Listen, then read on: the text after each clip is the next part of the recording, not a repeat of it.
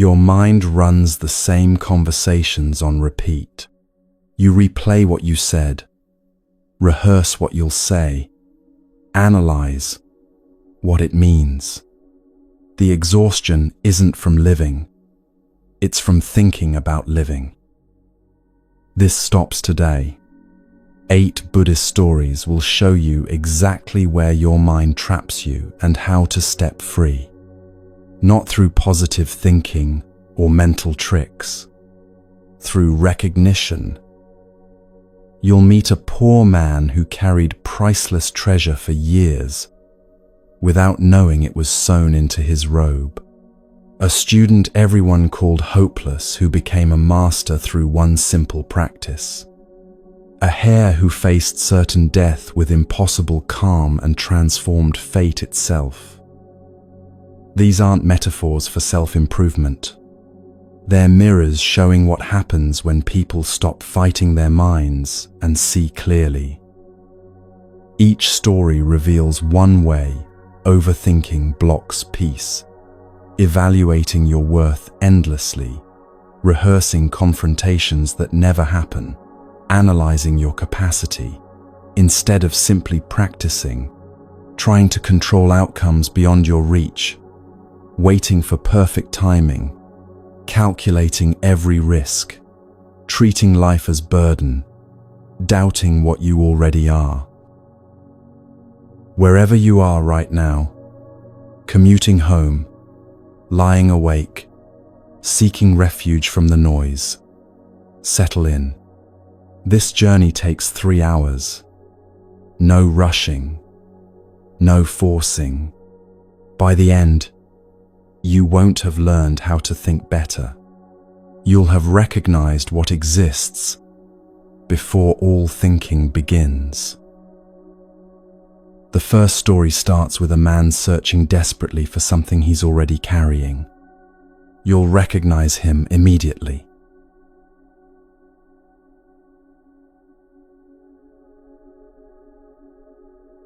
The poor man had been wandering for years, through cities and villages, along dusty roads and crowded marketplaces, always searching for the life he deserved. He'd left home young with dreams of prosperity. Somewhere beyond the next hill, he was certain, fortune waited. But the years had worn him down like water smoothing stone. Work came and went, hauling grain, mending walls, odd jobs that paid barely enough for rice and shelter. He slept in doorways when he couldn't afford rooms. Each dawn he stood with other desperate men at market squares, hoping merchants would choose him for the day's labor. They usually didn't. Too old, too worn, too visibly defeated. On good days, he earned enough to eat. On bad days, he watched others eat and told himself tomorrow would be different. But hunger wasn't the worst part. What haunted him was the constant measuring.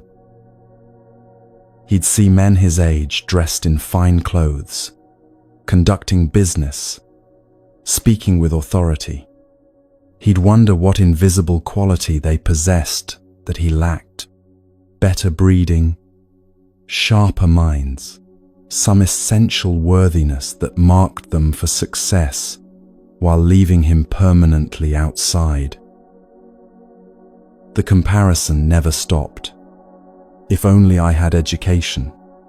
If only I'd been born into the right family.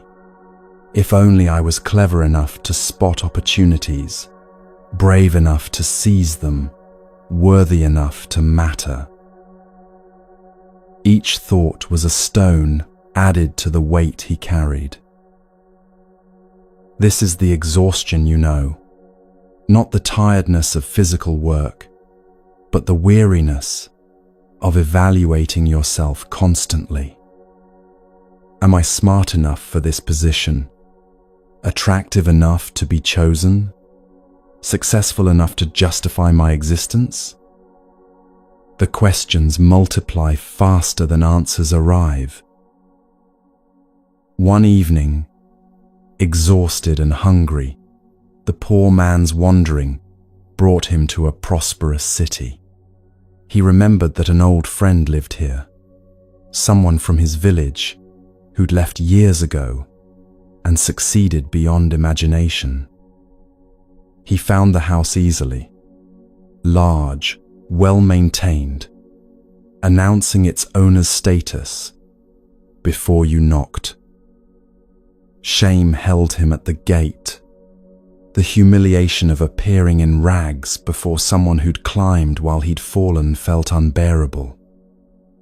But night was coming, and he had nowhere else to go. He knocked. The wealthy friend opened the door himself.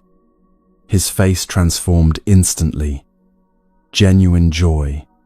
No hesitation. No judgment. "You're here," he said, pulling the poor man inside before he could apologize for his appearance. He ordered servants to prepare a feast. Not a modest meal, but a celebration. He insisted his old companion take the place of honor at the table. They ate together like they had as boys, laughing, sharing memories, the years of separation, dissolving. The poor man felt something he hadn't experienced in so long he'd almost forgotten the sensation. Belonging, being seen as himself, not measured against anyone else. Wine flowed freely. The warmth of the room, the fullness of his belly, the safety of being among friends, it all combined into overwhelming relief. His eyes grew heavy mid-sentence. The wealthy friend noticed and smiled gently. "Rest," he said. "Stay as long as you need."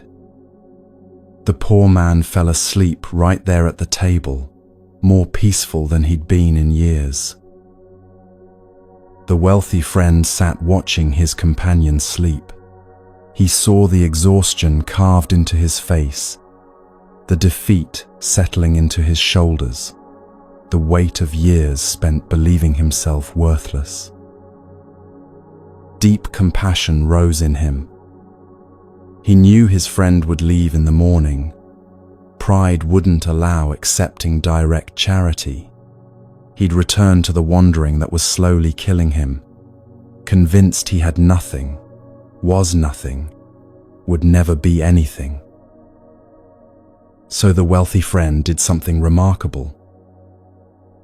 He went to his treasury and selected a jewel of extraordinary value, a stone that could sustain a person comfortably for life, that could transform poverty into security with a single sale. Quietly, carefully, he returned to where his friend slept. He took out a needle and thread.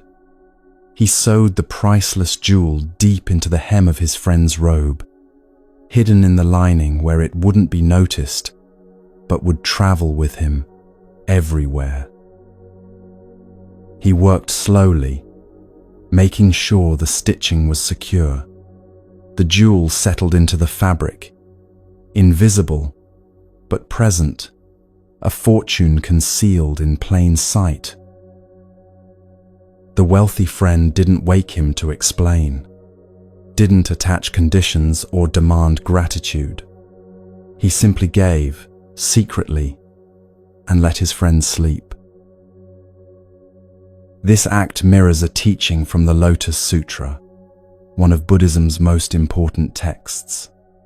The jewel represents what's called Buddha nature, the inherent capacity for awakening that exists in all beings. Not something you earn through achievement, not something you develop through years of practice. Something already present, complete, waiting to be recognized. Morning came too quickly. The poor man woke, embarrassed by falling asleep at the table, overwhelmed by his friend's generosity. He thanked him profusely and prepared to leave. The wealthy friend almost told him about the jewel. The words formed in his mouth. "Wait, before you go, there's something sewn into your robe." But he hesitated. Some gifts can't be explained. Some truths must be discovered, not delivered. So he embraced his friend, wished him well, and watched him walk away, wearing a fortune he didn't know he carried. The poor man returned to wandering. The same dusty roads, the same desperate search for work, the same gnawing sense of inadequacy. Years passed. Not months, years. He moved from city to city, always searching for the opportunity that would finally prove his worth. He took whatever work he could find, saved what little he could, dreamed of the day he'd have enough to matter. The robe grew threadbare. He patched it when it tore, washed it in rivers, wore it through seasons of heat and cold. It was all he had. The jewel remained hidden in the hem, carried through 100 cities, present during 1,000 moments of despair, there, while he stood at market squares waiting to be chosen, there, while he slept in doorways and told himself he was worthless. He never noticed the slight weight at the bottom of his robe, never wondered about the careful stitching in the lining, never suspected that what he desperately sought was sewn into the very garment he wore against his skin. The irony became his daily reality. He'd stand begging for work while carrying wealth that exceeded what most merchants possessed. He'd count coins carefully, calculating whether he had enough for both food and shelter, while a fortune rested against his leg. He'd watch successful men pass by and wonder what made them worthy, never realizing he carried more value than they could see. The measuring intensified over time. Each year, without success, confirmed his suspicions about himself. He'd replay his life, searching for the moment he'd failed, the choice that had doomed him to this existence. At night, lying on hard ground, he'd create elaborate explanations for his poverty. Bad luck, poor timing, the unfairness of a world that rewarded the wrong people. Sometimes he blamed himself completely. Sometimes he blamed everyone else. The thinking never brought relief, but he couldn't stop. One day, by chance, his wandering brought him back to the same prosperous city. He'd aged visibly, more grey in his hair, deeper lines around his eyes, the shuffling gait of someone who'd walked too far for too long. He stood in the marketplace, hoping for work, when a hand gripped his shoulder. He turned to see his wealthy friend, staring at him in disbelief. "You're still living like this?" the wealthy friend said, his voice breaking. "After all these years, you're still wandering in poverty?" The poor man felt shame flood through him. To be seen again in this state, to have failed so completely, to prove himself as worthless as he'd always suspected. "I've tried," he said quietly. I've worked, I've searched, but I don't have what it takes. The wealthy friend's expression shifted from shock to something between laughter and tears. Don't have what it takes? He repeated. You've had everything you needed all along. He grabbed the poor man's robe, running his hands along the hem until he found the hidden stitching. That night you stayed with me years ago. Do you remember? The poor man nodded, confused. While you slept, I sewed a priceless jewel into your robe. Right here. His fingers found the lump in the fabric. You've been carrying wealth beyond measure this entire time. The poor man stared as his friend carefully unpicked the stitches. Thread by thread, the hidden pocket opened. His friend reached inside and pulled out the jewel. It caught the sunlight, scattering colors across both their faces. The poor man had never seen anything so beautiful, so valuable, so impossible. This has been with you through everything, his friend said gently. Every city you walked through, every night you slept in doorways, every moment you thought yourself worthless, you were carrying this. The poor man took the jewel in trembling hands. The weight felt familiar somehow, like something his body had known even while his mind remained ignorant. He thought of all the years, the calculations, the comparisons, the endless measuring of his inadequacy. All of it happening while this jewel rested against his skin, patient and present, waiting to be seen. He hadn't been poor at all, not for years. He'd simply been unable to see what he already possessed. This parable appears in the 8th chapter of the Lotus Sutra.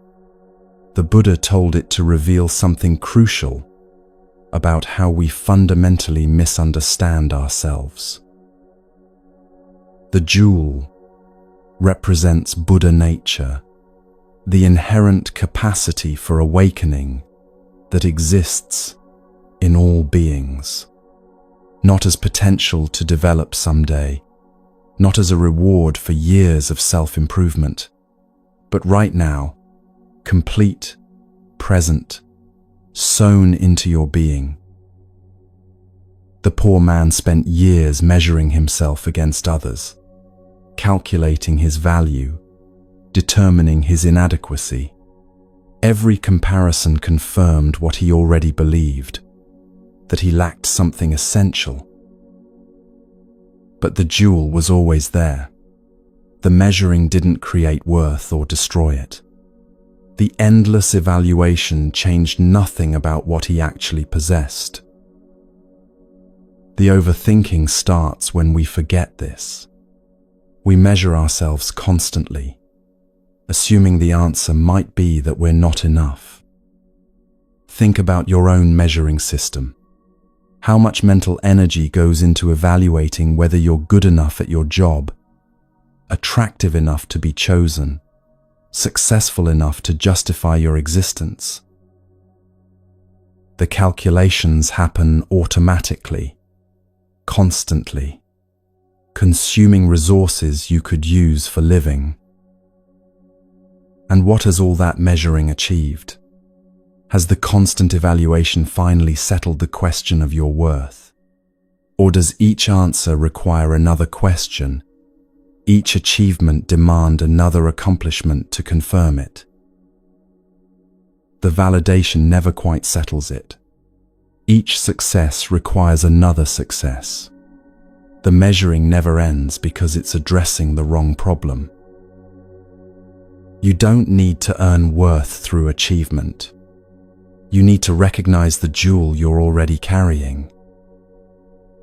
The poor man's jewel didn't appear when he discovered it. It had been there the entire time, present during his worst moments of self-doubt, there, while he stood convinced of his worthlessness, sewn into his robe, while he searched desperately for external validation. The recognition changed everything while changing nothing. The jewel was identical before and after discovery. What shifted was his ability to see what had always been true. The Buddha taught this not as positive thinking, but as direct observation. You can verify it yourself. What happens when you stop evaluating for just this moment? Not to think better thoughts about yourself, but to rest from the measuring entirely. There's often a sensation of relief, like setting down a weight you didn't realize you were holding. The relief doesn't come from reaching a positive conclusion about yourself. It comes from temporarily stopping the evaluation process. That relief points to something important. The measuring itself is the burden, not the conclusions it reaches. The jewel is there whether you search for it or not. The searching doesn't create it. The recognition doesn't add anything. It simply reveals what already is. The Lotus Sutra teaches that all beings possess this Buddha nature, not some beings, not the spiritually advanced, not those who've meditated for decades. All beings, you included. Right now, regardless of how you feel about yourself, regardless of how your life looks from the outside, regardless of whether you've succeeded or failed, by any measure, the capacity for awakening exists in you. Complete, present, waiting only for recognition. The poor man stood in that marketplace, holding a jewel that had traveled with him for years. All the poverty, all the shame, all the measuring, none of it had touched the jewel's value. Your worth is like that jewel, independent of circumstances, untouched by comparison, complete regardless of recognition. The question isn't whether you have it. The question is whether you can stop measuring long enough to see it. What would it feel like to set down the evaluation just for this moment? Not to conclude you're worthy, but to rest from asking the question entirely. The jewel doesn't need your belief to exist. It was there before you questioned yourself. It remains after you stop. The poor man walked away from that marketplace wealthy, not because the jewel suddenly appeared, but because he finally saw what had been there all along. The same recognition waits for you. But seeing inherent worth doesn't end all struggle. In the next clearing, a different test appears. Someone who provokes you deliberately, repeatedly, testing whether patience is weakness or wisdom. A buffalo stands still while a monkey pulls his ears, and what looks like passivity reveals itself as strength.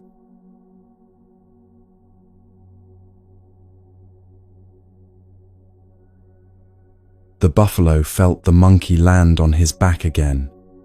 Lightweight, familiar by now, almost routine. This had been going on for weeks. Every day the same pattern. the monkey would swing down from the trees, land on the buffalo's broad back, and begin his harassment. Pulling ears, tugging tail, yanking tufts of hair, eventually escalating to complete disrespect, relieving himself on the buffalo's head while chattering mockingly. The buffalo could end this instantly. One toss of his massive head would send the monkey flying. Those sharp horns could gore. Those powerful hooves could trample. But he never did. Not because he couldn't, because he chose not to. This distinction between inability and choice sits at the heart of the Mahisa Jataka, the 278th story in the Pali Canon's ancient collection. The Buddha told this to his monks to teach about patience, one of the 10 perfections that those seeking awakening cultivate.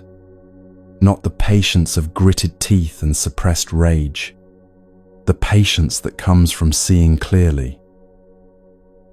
Inside the buffalo's mind, the analysis ran constantly. He felt every pull, every indignity, every violation. The temptation to react was absolutely real. He could end this. Swift movement, problem solved, lesson delivered. The monkey would learn about consequences. The harassment would stop. But then deeper thought emerged. This monkey is ignorant. He doesn't understand what he's doing or who he's doing it to. He sees my patience as weakness, my calm as inability to respond. Why should I, a noble being, lower myself to his level? Why should I let his ignorance dictate my actions? He can pull my ears all day. It doesn't diminish me unless I choose to let it. This is the teaching the buffalo understood. Reacting to every provocation doesn't demonstrate strength. It demonstrates that others control you. If the monkey could make him angry by pulling his tail, then a small creature controlled a massive one. If harassment could force a response, then the harasser held the power.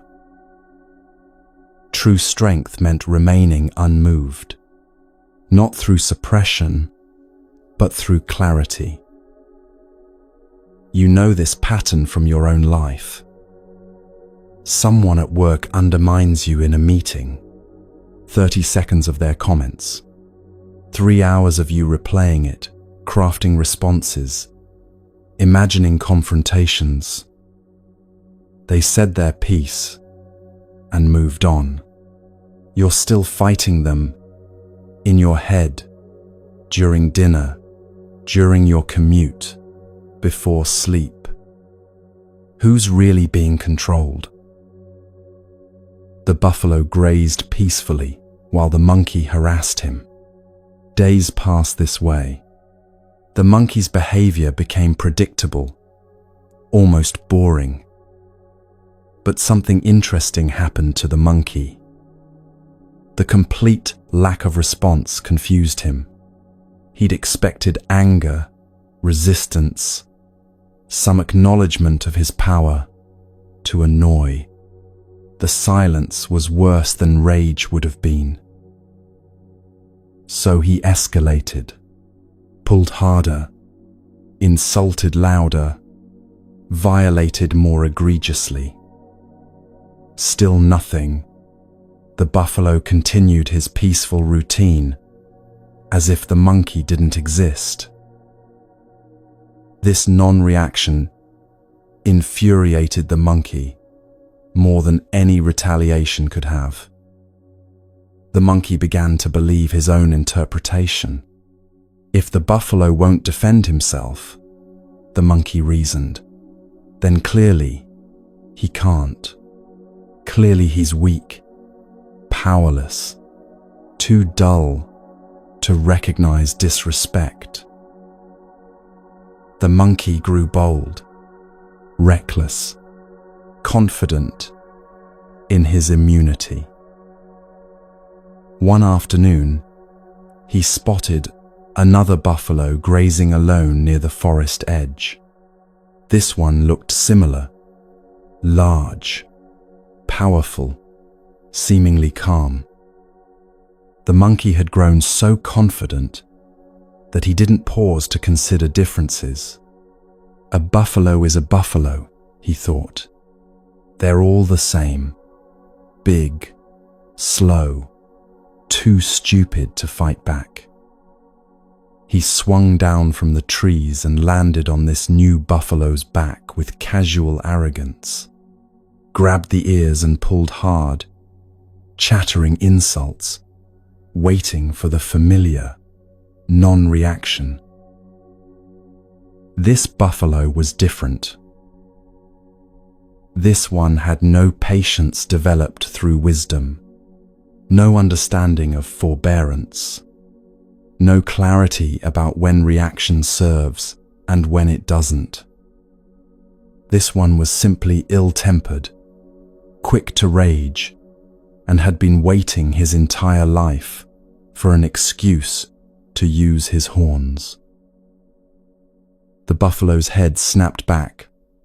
Violently, the monkey flew through the air, tumbling, crashing into a tree trunk with sickening force. Before he could recover, the buffalo charged. Those massive hooves came down once, twice, crushing. The horns followed, swift and merciless. The monkey died instantly. His last moment of consciousness, if there was any thought at all, might have been pure confusion. How could this buffalo be so different from the other? They looked the same, moved the same, grazed in the same forest. But one had chosen patience through understanding. The other had chosen rage. The monkey had mistaken the first buffalo's choice for incapacity, never understanding that patience was power, not weakness. When the Buddha finished telling this story, he revealed the teaching embedded in it. In that past life, I was the patient buffalo, he said, the one who endured harassment without retaliation, who chose nobility over reaction. This matters.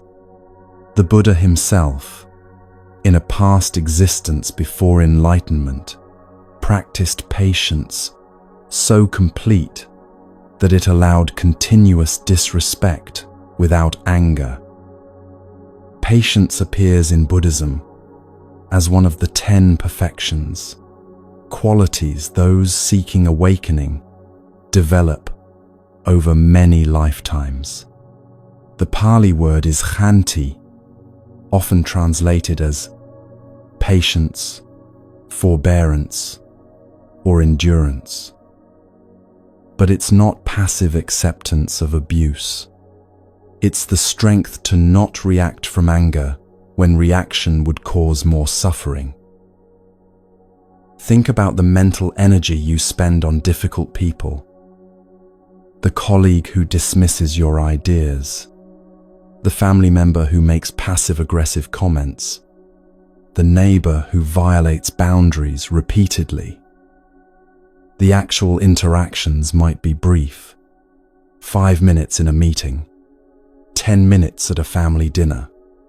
A 30-second exchange at the property line. But the mental replay goes for hours. You craft the perfect response you didn't say. You imagine the confrontation where you finally put them in their place. You rehearse variations. What you'll do if they try it again. How you'll make them see how wrong they are. The difficult person occupies your mind completely. They're not even present, but they're consuming your mental space, controlling your emotional state, directing your thoughts. You are the buffalo being harassed, but most of the harassment is happening in your own mind.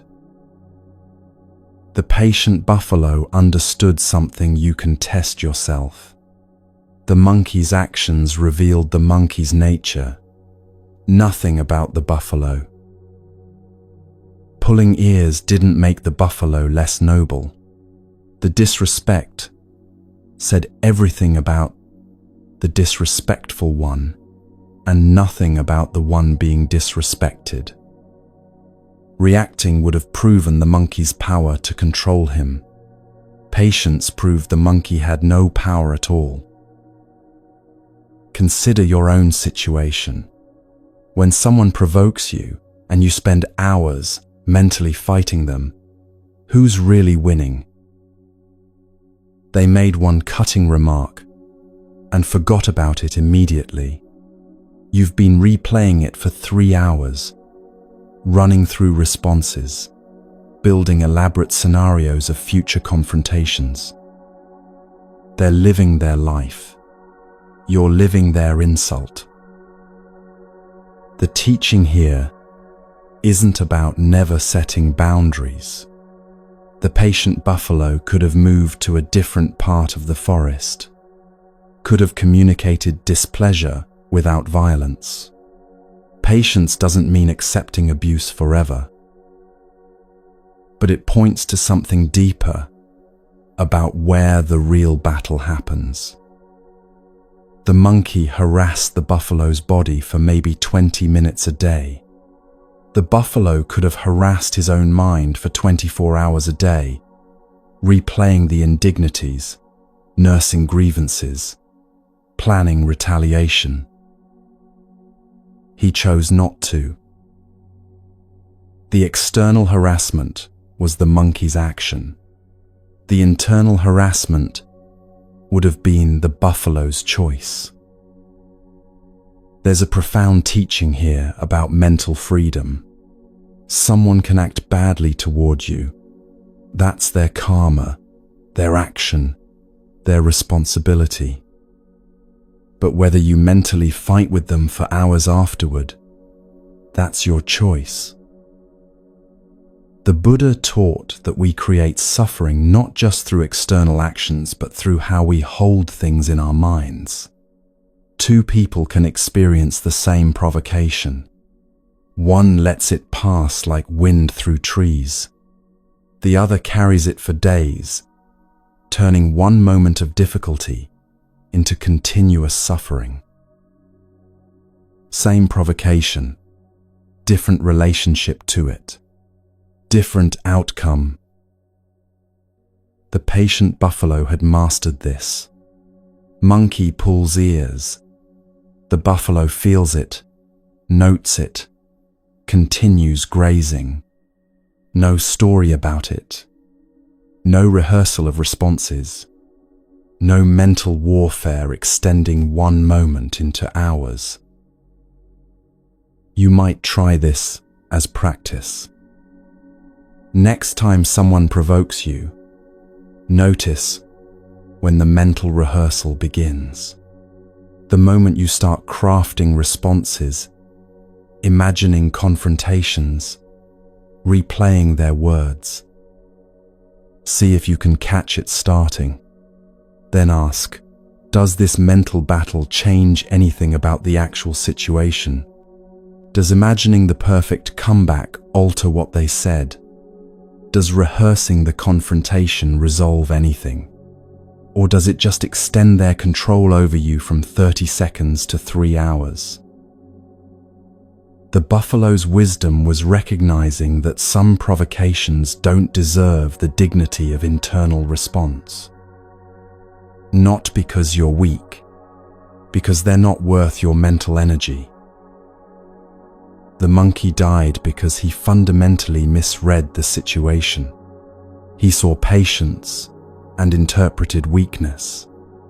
He saw restraint and interpreted inability. He never understood that the patient buffalo could have killed him at any moment. The choice not to was strength, not limitation. When you choose not to mentally fight with someone who provoked you, you're not being passive. You're refusing to let their behavior rent space in your head.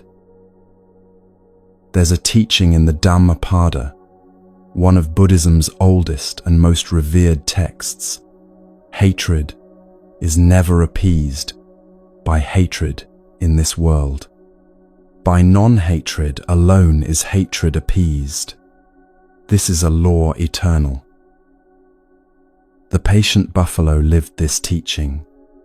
Meeting harassment with violence would have been meeting ignorance with ignorance. Meeting it with patience was meeting ignorance with wisdom. And wisdom, the teaching says, always prevails.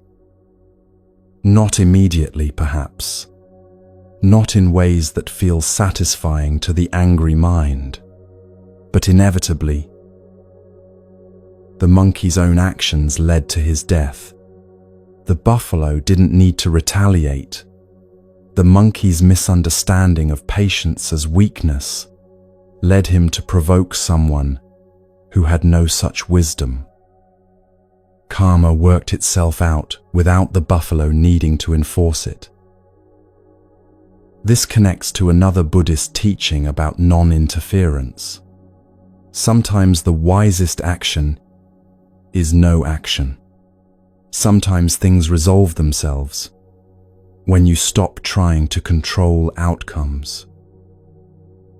The buffalo could have killed the monkey to teach him a lesson, but the monkey learned a much more permanent lesson by encountering natural consequences of his own behavior. You see this in your own life when you stop trying to make difficult people see what they're doing. Stop trying to make them understand, admit fault, acknowledge your perspective. Often, life teaches them far more effectively than your explanations ever could. The patient buffalo also understood something about dignity. His nobility came from his own nature, not from the monkey's recognition of it. The monkey could pull his ears until the end of time. It didn't change what the buffalo fundamentally was. Your worth doesn't depend on difficult people acknowledging it. Your dignity doesn't require their recognition. Your value exists independent of their opinion. This is hard to internalize because we're social creatures who want recognition. But Buddhism teaches that seeking validation from those who can't or won't give it creates suffering. The buffalo knew he was noble. The monkey's opinion was irrelevant. Can you know your own worth, independent of whether difficult people acknowledge it? There's also a teaching here about conserving energy. Mental warfare is exhausting. Continuous rehearsal of confrontations, constant planning of responses, endless replay of provocations. It drains you. The buffalo conserved his energy for what mattered: grazing, resting, living his life peacefully. He didn't waste it on mental battles with an ignorant monkey. Where is your energy going? How much gets consumed by mental fights with people who aren't even present? What could you do with that energy if you freed it from rehearsing responses to people who provoked you last week, last month, last year. The Buddha's teaching on this is clear. You have limited energy and attention. Use it for what moves you toward freedom, not for what keeps you bound to reactivity. The patient buffalo also demonstrated something about compassion. He saw the monkey's behavior as arising from ignorance, not from malice. The monkey didn't understand, couldn't see clearly, was trapped in his own confused view of how the world worked. This is worth considering with difficult people in your life. They're not evil masterminds plotting your suffering. They're confused beings acting from their own pain, ignorance, or limitation. This doesn't excuse their behavior, but it puts it in context. And sometimes that context makes it easier not to take it personally. The monkey pulled the buffalo's ears because the monkey was small and needed to feel powerful, not because the buffalo deserved harassment.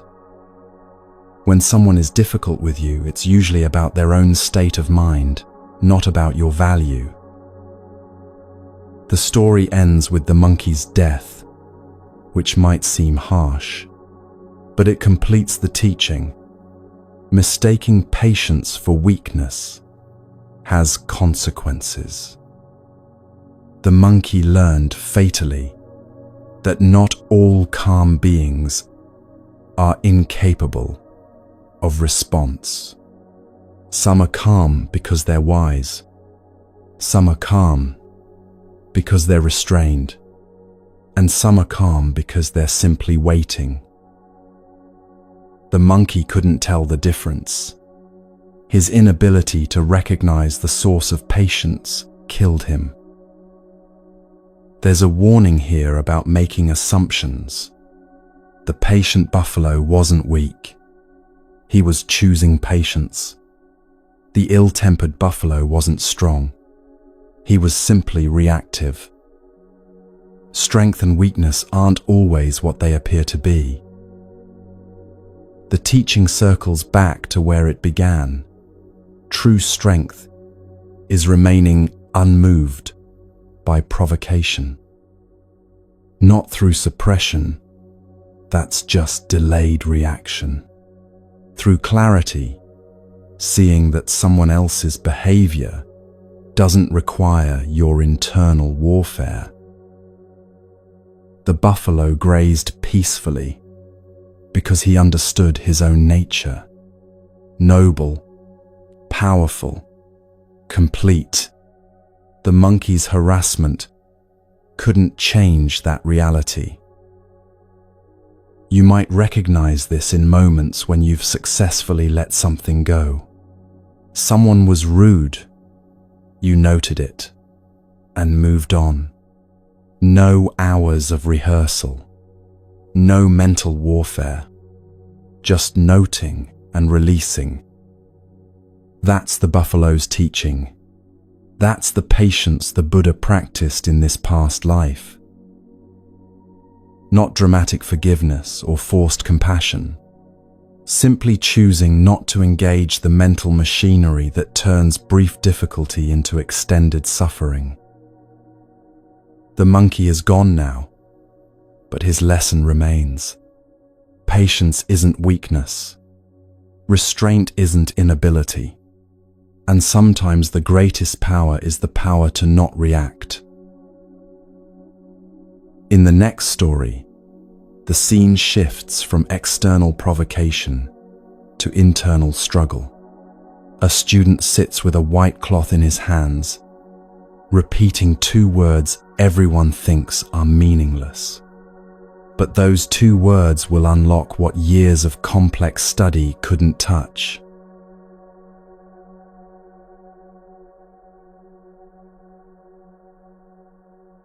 The cloth was filthy, Kuapanthaka stared at it in his hands. This white cloth the Buddha had given him days ago, now stained grey-brown from continuous rubbing. Oil from his skin, dust from the air, the inevitable grime that accumulates on everything through contact and time. He'd been rubbing it for days while repeating 2 words: removing impurity, removing impurity.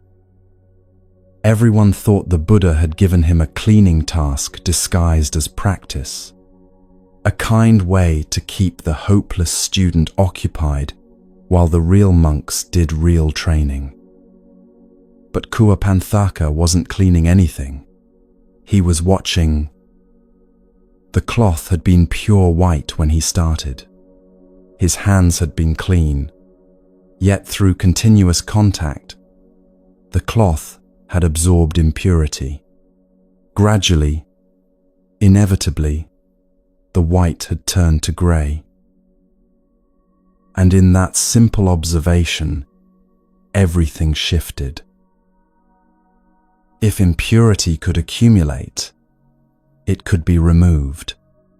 If the cloth could become dirty, it could be cleaned. Nothing about the dirtiness was permanent or inherent to the cloth itself. His mind was like this cloth. All the confusion, the shame of being called stupid, the endless analysis of his own inadequacy, none of it was permanent. None of it was who he fundamentally was. It had accumulated through contact with discouragement, failure, harsh words.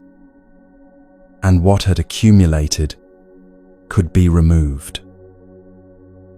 This is where most tellings of the Kuapanthaka story begin, with his breakthrough. But to understand why this simple insight shattered his mind open, you need to know what came before. His brother had given up on him that morning. Not with cruelty, but with the resignation of someone stating obvious facts. "You're not suited for this life," his brother had said. "Monastic training requires memorization, study, understanding. You can't do any of it. Go back to lay life where these things don't matter." Kuapanthaka had tried to learn. For months he'd tried desperately. His brother would teach him a single verse, 4 lines, maybe 20 words total. Simple teachings that children could memorize. Kuapanthaka would repeat them carefully, concentrating with everything he had. Then his brother would ask him to recite it back. The words would vanish from his mind like water through sand, completely gone, not half remembered, erased. His brother tried different methods. Repetition, saying lines hundreds of times. Songs, turning verses into melodies. Images, connecting words to pictures. Nothing worked. The other monks noticed. Some pitied him. Others mocked openly. Why is he even here? He makes us all look bad. Send him away before he embarrasses the whole community. Kuapanthaka heard everything. Each comment confirmed what he already believed about himself. The overthinking became its own prison. He'd sit trying to memorize, but his mind would flood with thoughts about his inadequacy.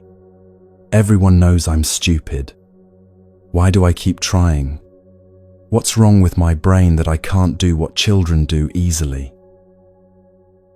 The analysis consumed the mental space needed for actual learning. So when his brother finally told him to leave, Kuapantaka felt relief, mixed with crushing shame. Relief that the struggle could end. Shame that he'd failed at the one thing that mattered.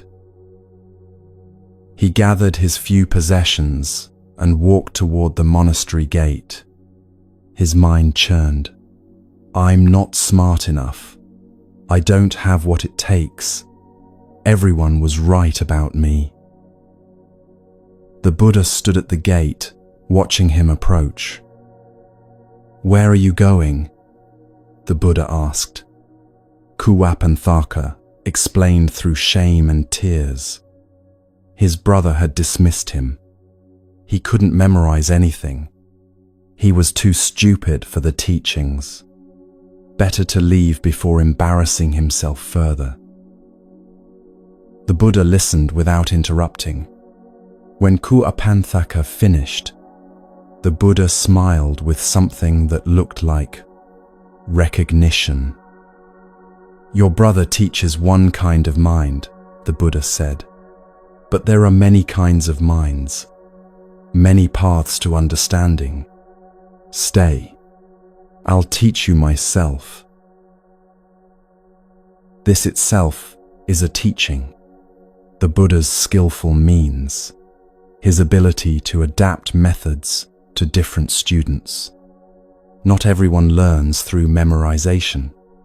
Not everyone reaches understanding through intellectual study. Kuapantaka felt hope flicker, then doubt crushed it. If his own brother, patient and skilled, couldn't teach him, how could anyone succeed? The Buddha reached into his robe and pulled out a clean white cloth. Simple, ordinary, the kind used for cleaning. Take this, the Buddha said. Here is your practice. Rub this cloth while saying these words. Removing impurity. Removing impurity. Do this continuously, without stopping to analyze whether it's working. Kuapantaka stared at the cloth, confused. This wasn't a teaching. This wasn't a verse to memorize. This was just rubbing a cloth. That's all? He asked hesitantly. That's all, the Buddha confirmed. Rub the cloth. Say the words. Don't analyze. Just practice. Kuapantaka wanted to ask questions. How would this help? What was the point? Shouldn't he be studying actual teachings? But the Buddha's eyes held something that stopped the questions. An invitation to stop analyzing for once and simply do. Kuapantaka took the cloth and began. At first, it felt absurd. He sat in a corner of the monastery, rubbing this white cloth between his hands, repeating, removing impurity, over and over.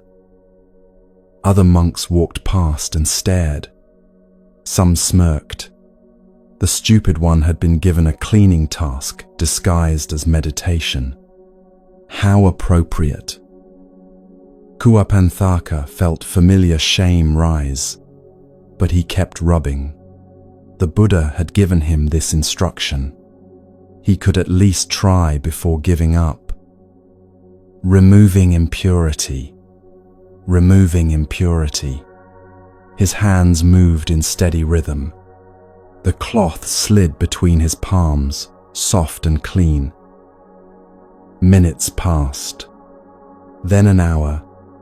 His mind tried to wander into familiar analysis. What was this accomplishing?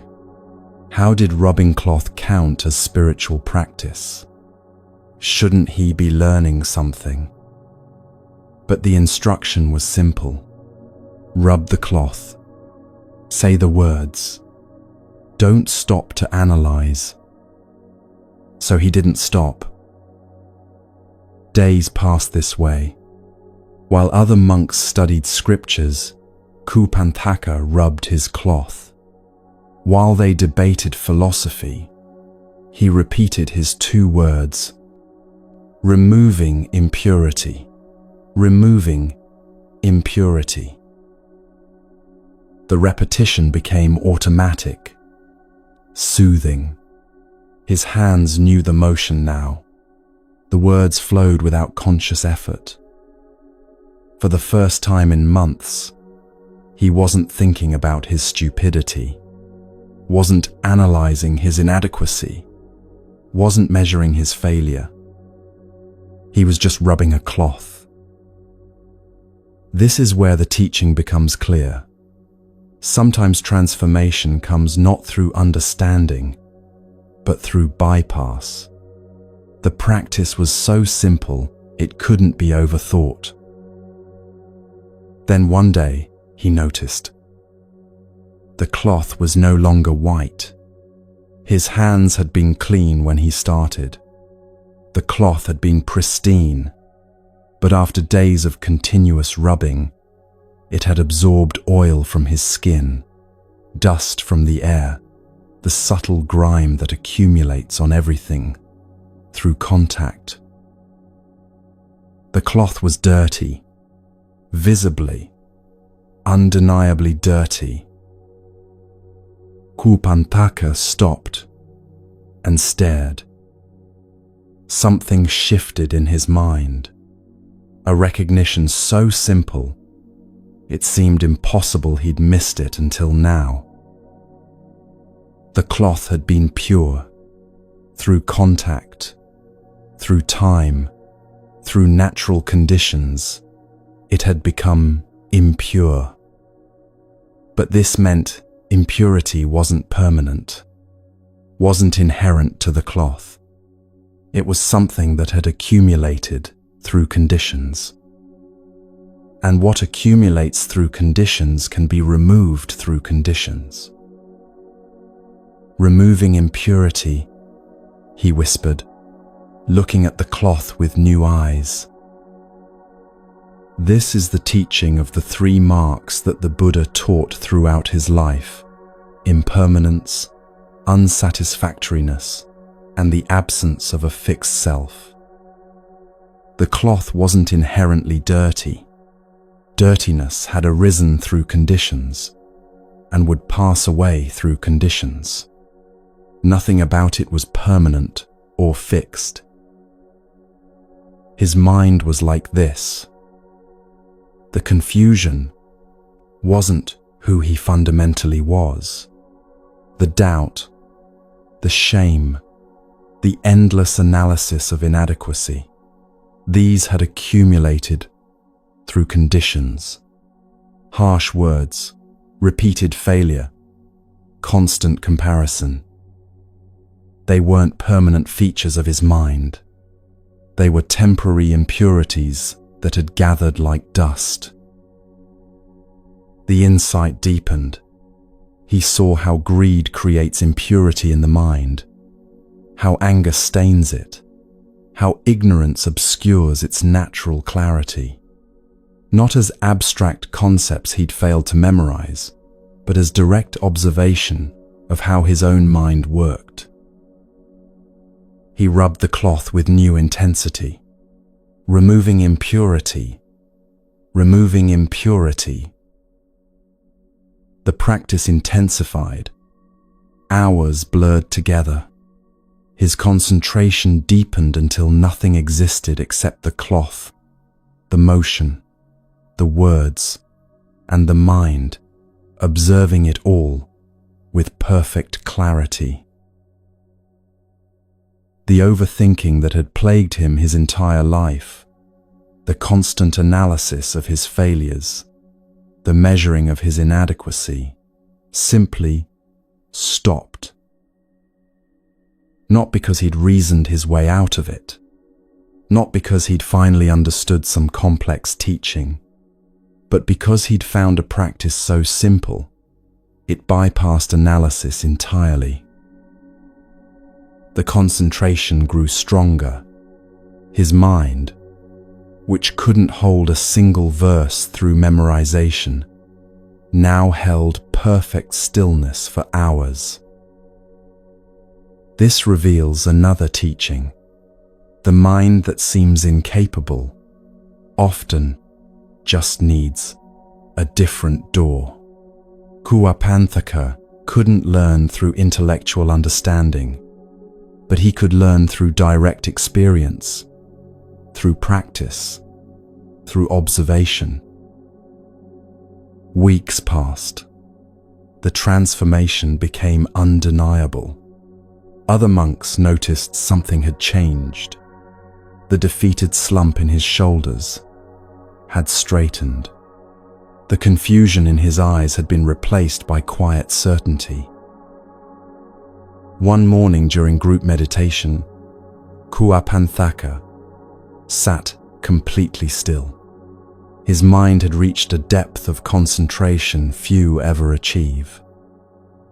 In that stillness, the final impurities dissolved.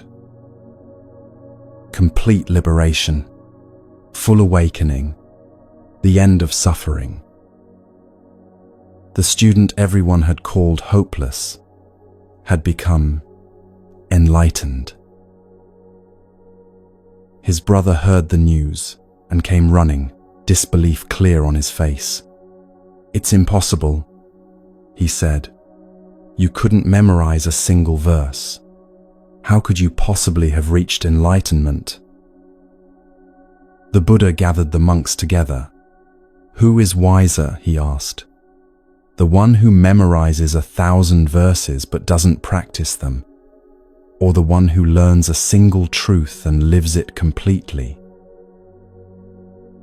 This teaching appears in the Dhammapada, one of Buddhism's most important texts. Understanding isn't measured in verses memorized, but in transformation lived. Kuapanthaka stood before his brother, completely changed. The desperation to prove himself intelligent had vanished. The overthinking about capacity had dissolved. He'd found liberation not through complex understanding, but through simple, devoted practice. Later, the Buddha would declare Kuapanthaka foremost among disciples in creating mind-made manifestations. The one who couldn't remember basic verses could now perform feats of concentration that left scholars stunned. How does this teaching address overthinking your capacity? Kuapanthaka spent months analyzing why he couldn't learn. What was defective in his brain? Why did everyone else grasp easily what he struggled with? Was he fundamentally broken? The analysis itself prevented learning. Every moment spent measuring inadequacy was a moment not spent practicing. Every thought about stupidity reinforced the very limitation he feared. You recognize this pattern. How often do you avoid starting something because you're uncertain you're capable enough? How much time goes into analyzing whether you're smart enough, talented enough, prepared enough before you begin? The overthinking creates paralysis. You wait to understand everything before practicing anything. You need to know you'll succeed before you'll try. You analyze capacity endlessly instead of simply testing it. Kuapanthaka's transformation didn't come from finally understanding his capacity. It came from bypassing analysis entirely through simple practice. The Buddha gave him something so straightforward it couldn't be overthought. Rub a cloth. Say 2 words. Repeat. No complex theory to master first. No prerequisite knowledge required. No way to fail through insufficient understanding. Just practice. And through that practice, understanding arose naturally. Not abstract understanding from memorized verses, but direct insight from lived experience. The cloth became dirty. He observed this directly. From that simple observation, he understood impermanence, understood how defilements accumulate and can be removed, understood the nature of mind itself. Think about what you've been avoiding because you're not ready yet. The meditation practice you'll start once you've read enough books about meditation. The creative project you'll begin when you've studied enough technique. The difficult conversation you'll have after you've analyzed every possible outcome. The waiting for readiness is often just fear disguised as prudence. The analysis of capacity is often just a delay tactic. Kuapanthaka couldn't have analyzed his way to enlightenment. His mind didn't work that way. But he could rub a cloth. He could repeat 2 words. He could practice simply, continuously, without stopping to evaluate whether it was working. The practice itself created the capacity he thought he lacked. This doesn't mean understanding is worthless or study unnecessary, but it reveals that we often reverse the order. We think understanding must come first, then practice. Kupanthaka discovered the opposite. Practice first, continuously, simply. Understanding follows naturally from direct experience.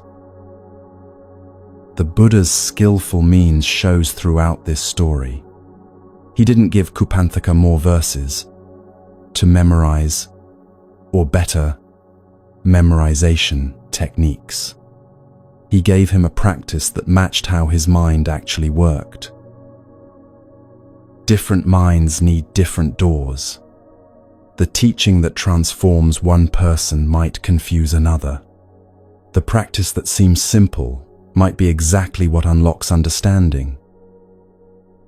The white cloth wasn't a lesser teaching because it was simple. It was the perfect teaching because it was accessible.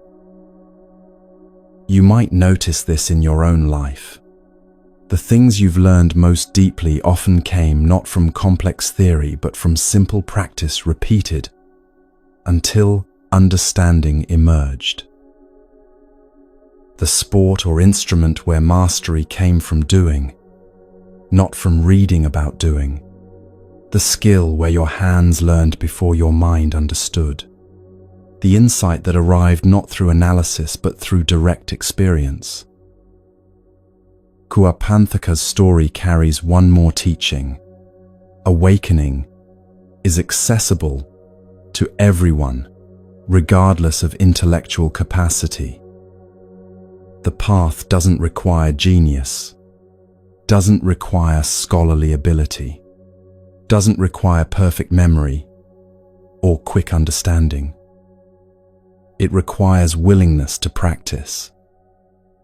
The monk who couldn't memorize a single verse became one of the Buddha's greatest disciples, not despite his limitations, but through finding a practice that worked with how his mind actually functioned. What simple practice have you been dismissing because it seems too basic? What door have you been ignoring because you're looking for something more complex, more impressive, more worthy of your analytical mind? The freedom came from stopping analysis and starting action, not complicated action requiring extensive preparation. Simple action, repeated with dedication. Kuapanthaka rubbed a cloth until he saw the nature of reality. You might find your own white cloth in the practice you've been overlooking. The Buddha knew what Kuapanthaka needed. Not more theory, not better memorization techniques, not elaborate explanations. Just a cloth and 2 words. Simple practice defeats analysis when you stop measuring and start moving. The capacity you're overthinking already exists. You discover it through action, not evaluation. But in the next clearing, a different lesson waits. A Brahmin stands bound with his student, and he's absolutely certain he's calculated the perfect escape. The student begs him not to act. The Brahmin knows better, and what happens next reveals what happens when we confuse our calculations with reality, when we ignore wise counsel because we're certain we've accounted for everything.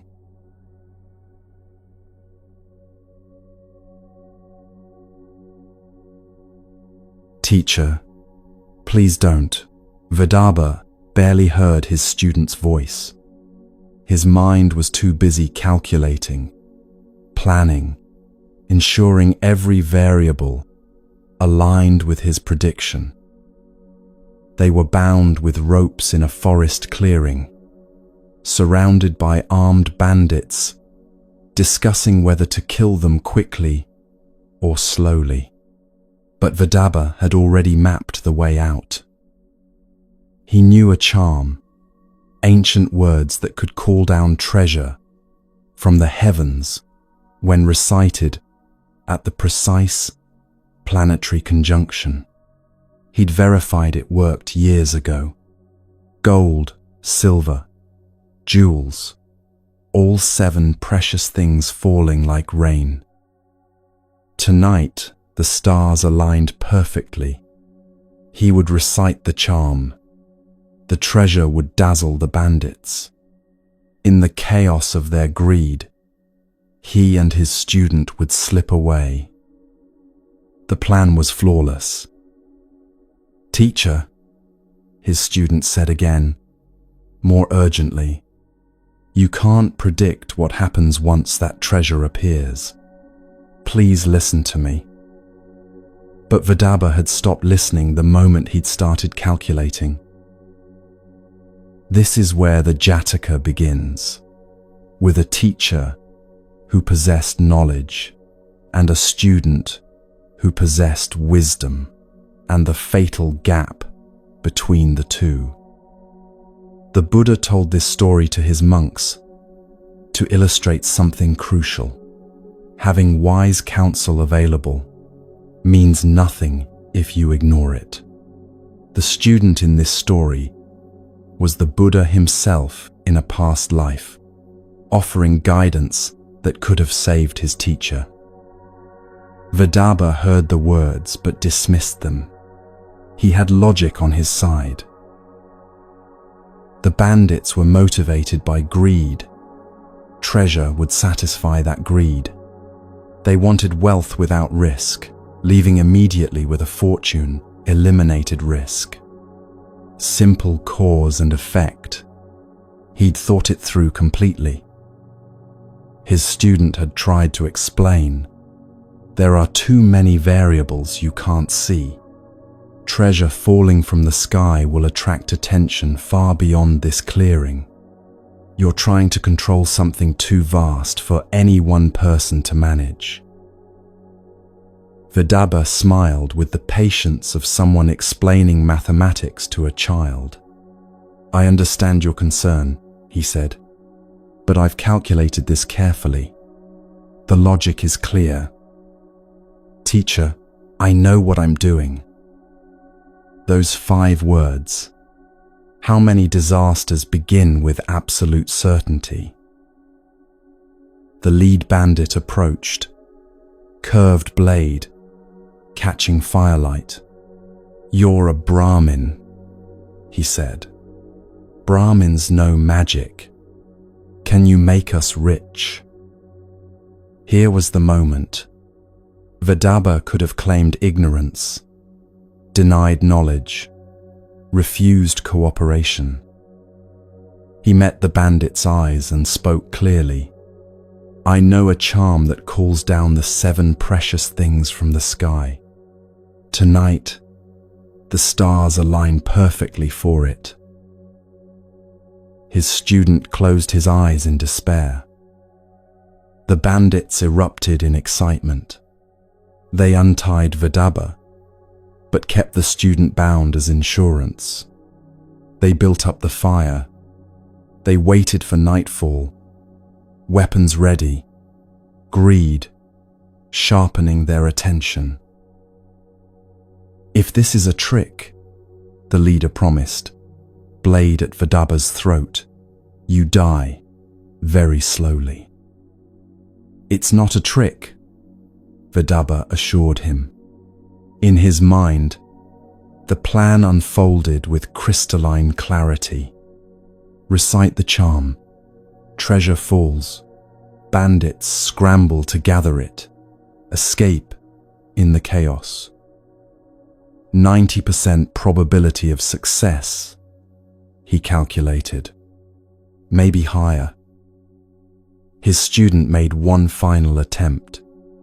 Teacher, this action will set in motion causes you cannot control. One condition leads to another, then another, spreading far beyond what you can predict or manage.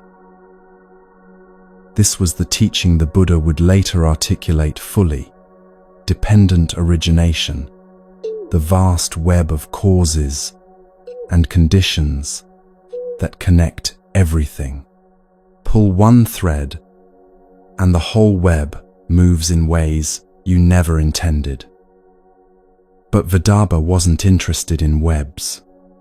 He was interested in his calculation. Night fell. Stars wheeled into position. Vidarbha checked the sky carefully, confirming the conjunction. Everything aligned. Now, the bandit leader commanded. Vidarbha spoke the ancient words. For a moment, silence. The bandits tensed, fingers tightened on weapons. Then the sky opened. Gold coins fell like rain, glinting in firelight. Silver followed, ringing as it struck the ground. Jewels scattered across the clearing. Rubies, emeralds, sapphires, catching flames and throwing colored light across stunned faces. Pearls bounced and rolled. Coral branches landed intact. Crystals buried themselves in soft earth. The treasure fell for a full minute, an impossible wealth accumulating in piles around them. The bandits stood frozen in awe, then broke into chaos, scrambling, shoving, laughing with disbelieving joy, gathering handfuls of gold, stuffing jewels into pockets, fighting over the largest gems. Vidarbha felt vindication flood through him. See, exactly as predicted, the treasure had them completely distracted. The leader cut the student free, not from mercy, but from sheer overwhelm. "You're free to go," he shouted, barely looking at them. "Take whatever you can carry. This is enough for everyone." Vidarbha helped his student to his feet. "You see," he said quietly, "everything worked exactly as I planned." His student didn't answer. He was staring at something beyond the clearing. Torches, moving through the trees. Many torches. The treasure falling from the sky had been visible for miles. The noise of coins raining down had carried through the forest. The colored light from jewels catching firelight had flashed like signals across the darkness. And now others were coming. A rival band of thieves emerged from the darkness, larger than the first group, better armed, and absolutely furious that someone else had found treasure. "That's ours," their leader roared. The first group looked up from their gathering, arms full of gold, faces hardening from joy to rage. "We found it," their leader said. "It's ours." "You found nothing," the newcomer spat. "That fell from the sky. Sky treasure belongs to whoever can hold it." Vidarbha's student grabbed his teacher's arm. "We need to run. Now." But Vidarbha stood frozen, watching his perfect calculation collapse. This wasn't supposed to happen. He'd accounted for the bandits' greed, for their distraction, for their willingness to let him go. He hadn't accounted for other thieves arriving. This is what the teaching of dependent origination reveals. Causes and conditions spread in networks too vast for individual minds to track. Vidarbha had calculated maybe 10 variables. Reality involved thousands. The two groups faced each other across the treasure. Weapons appeared. Swords, clubs, axes. The firelight caught blade edges, throwing sharp shadows. "Last chance," the newcomer said. "Walk away or die here." The first bandit leader laughed harshly. "We outnumber you. You walk away." "Actually," the newcomer said with a terrible smile, "you don't." More men emerged from the forest. The rival group had approached from multiple directions, while everyone was distracted by treasure. They'd surrounded the clearing. Numbers favored the newcomers decisively. The first group realized their position simultaneously. Some dropped their treasure and ran. Others, too greedy to flee, stood their ground. Violence erupted instantly. Vidarbha's student pulled his teacher toward the trees, trying to escape while everyone fought. But the rival thieves had positioned men specifically to prevent escape. A blade flashed in the darkness. Vidarbha felt sharp, impossible cold in his chest. He looked down, confused, at the spreading red. His student was screaming something, but the words sounded distant. Vidarbha's mind, which had been so certain of its calculations, struggled to process this outcome. He'd predicted safety. He'd engineered escape. He'd controlled every variable he could see. But he'd been working with incomplete information, trying to manage a system far too complex for any single mind to predict. He fell. The forest floor was cold. Above him, men fought over treasure, while his life emptied onto the ground. His last thought was almost comic in its inadequacy. "I miscalculated." The student survived by surrendering immediately, by not resisting when dragged along with surviving bandits, as the rival group claimed victory. Later, after managing to escape, he would find others from the original band who'd also survived. Ironically, they prospered from the treasure. Some had scattered far into the forest during the violence, unclaimed in the chaos. The survivors gathered what they could find and lived comfortably for years. Vidarbha's charm had worked perfectly. The treasure had fallen exactly as intended, but the outcome bore no resemblance to his prediction.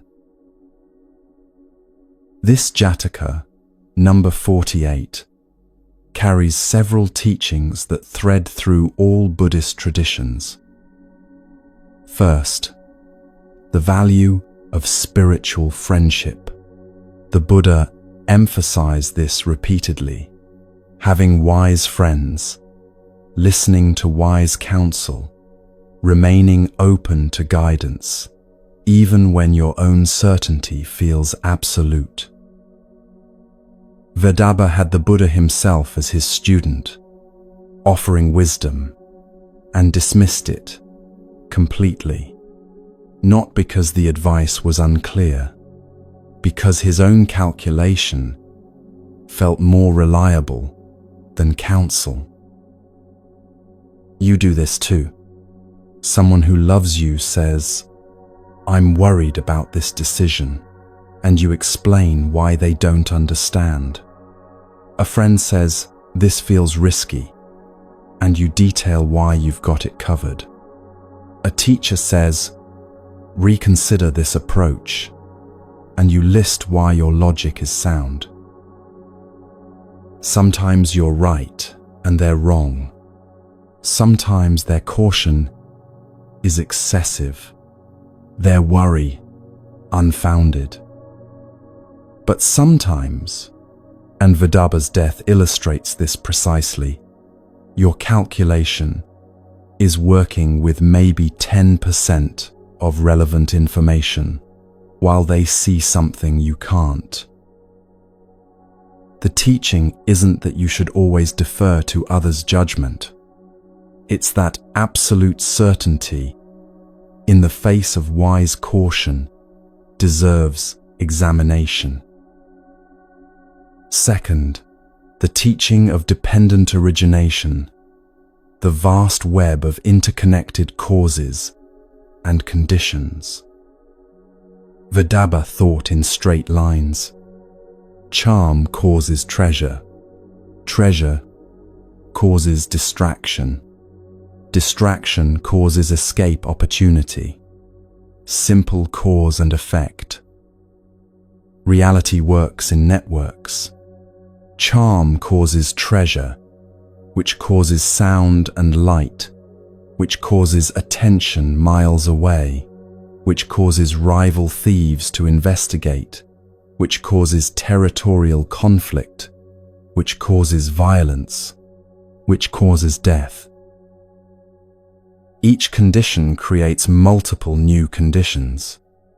Each cause ripples outward in ways too complex for complete prediction.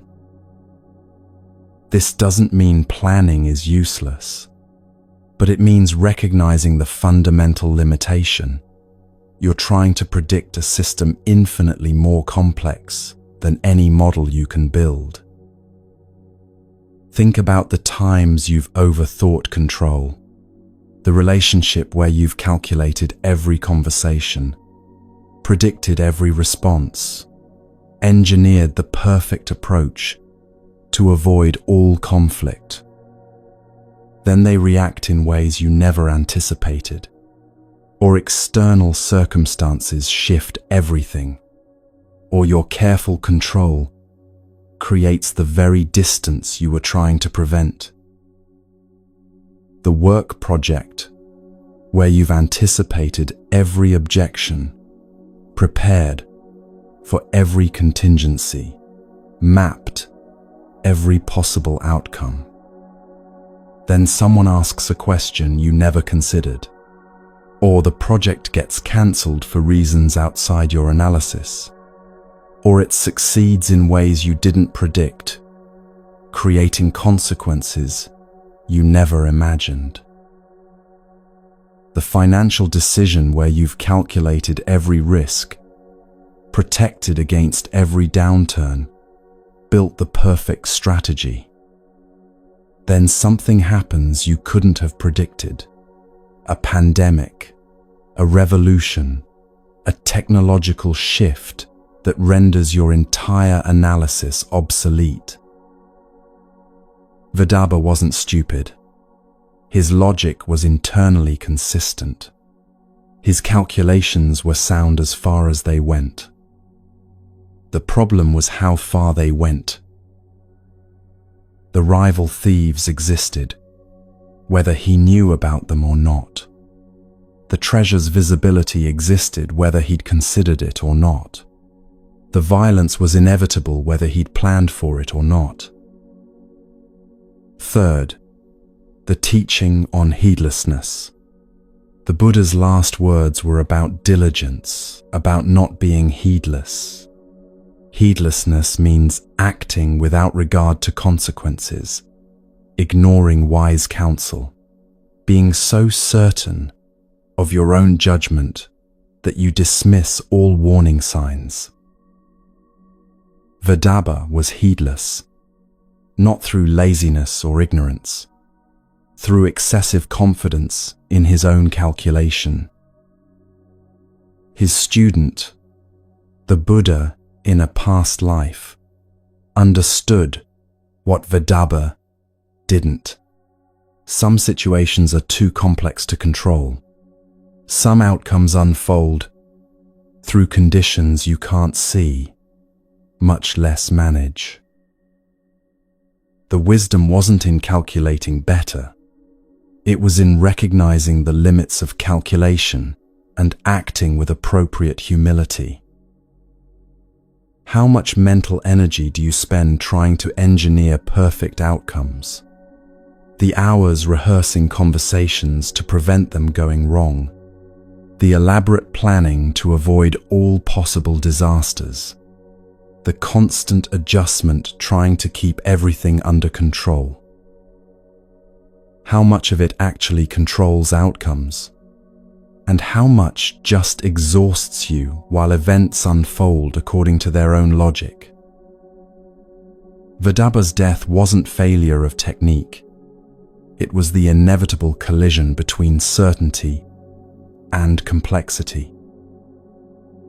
But the story contains one more teaching, easy to miss. The student survived. The scattered treasure eventually helped others. What seemed like complete disaster contained seeds of benefit no one could have predicted. This points to something even deeper about trying to control outcomes. We don't just fail to predict bad results.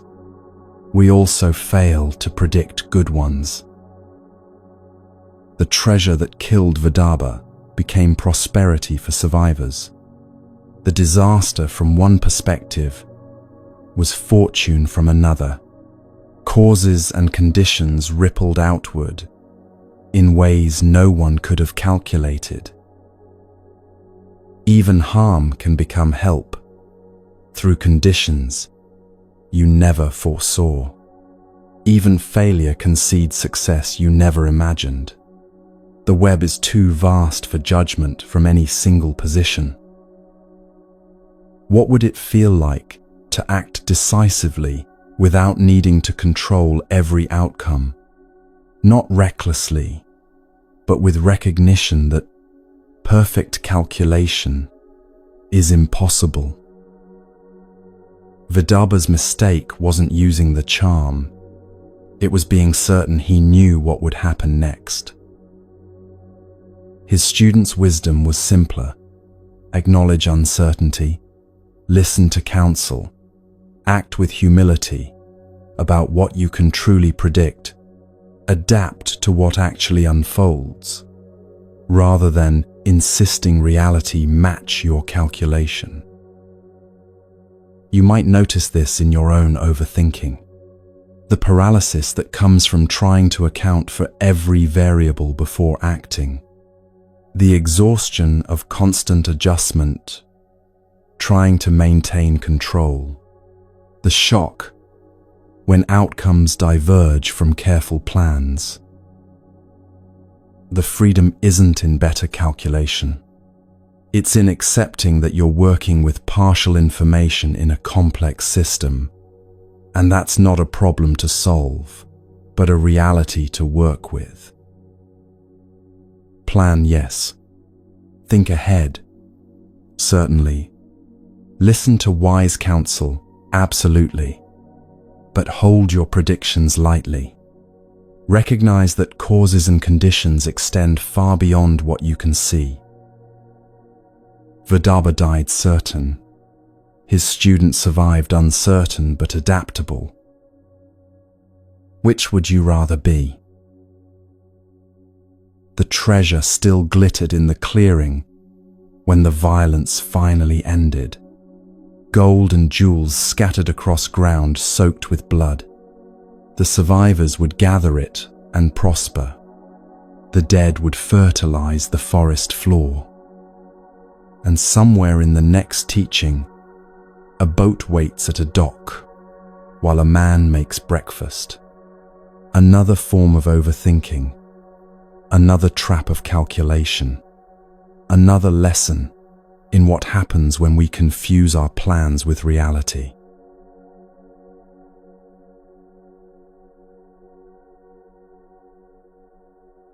The Buddha's final words to his disciples were simple. All conditioned things decay. Strive with diligence. Not strive when you're ready.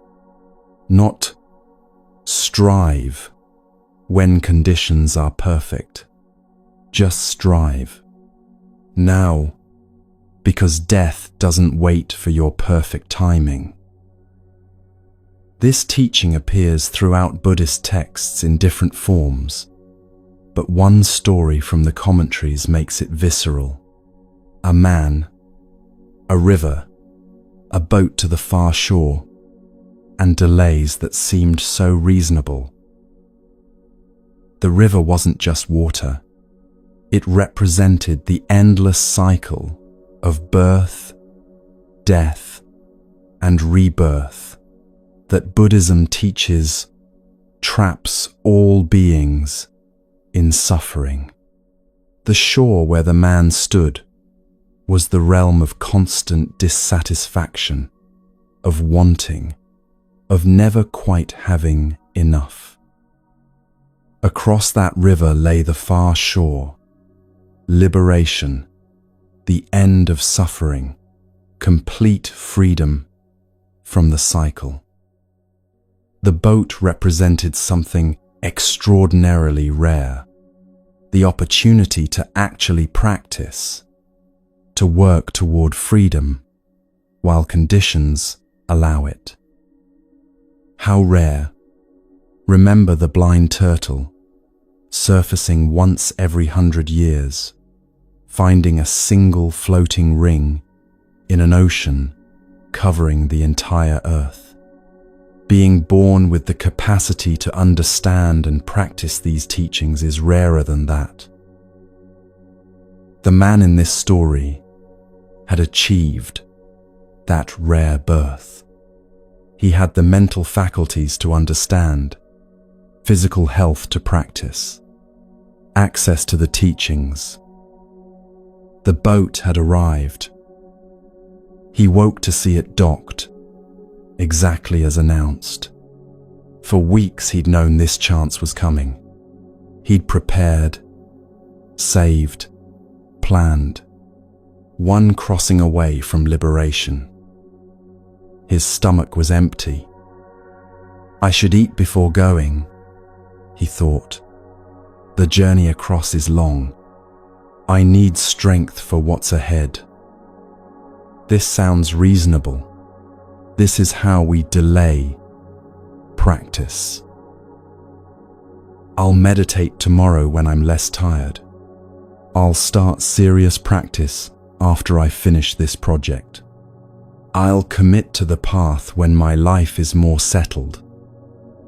Each excuse has logic, Each delay seems to optimize conditions for success. The man prepared breakfast slowly, methodically. If this was his last meal before crossing to liberation, why rush? The boat would wait. The captain had said afternoon. Hours remained. 60 minutes disappeared into eggs and tea and the comfortable ritual of eating. Full and warm, exhaustion hit him. The excitement had kept him awake most of the night, imagining his arrival on that far shore, the freedom waiting there. He looked toward the river. The boat sat peacefully. Other passengers boarding casually. No urgency. See, time remained. If I arrive exhausted, I won't be able to practice properly, he reasoned. Better to rest now and cross alert. Again, logical. Again, deadly. This is precisely how we waste precious human birth. We think we have time. We believe tomorrow will be better for practice than today. We trust that the opportunity will wait for our perfect readiness. But the Buddha taught clearly, death is unpredictable. You don't know if you have another day, another hour. The boat doesn't announce its exact departure. It just leaves. The man lay down for 20 minutes. Sleep took 2 hours because the body doesn't follow plans. When he woke, sun blazing overhead, panic spiked. He rushed to the window. Boat still there. Relief. See, his caution was warranted.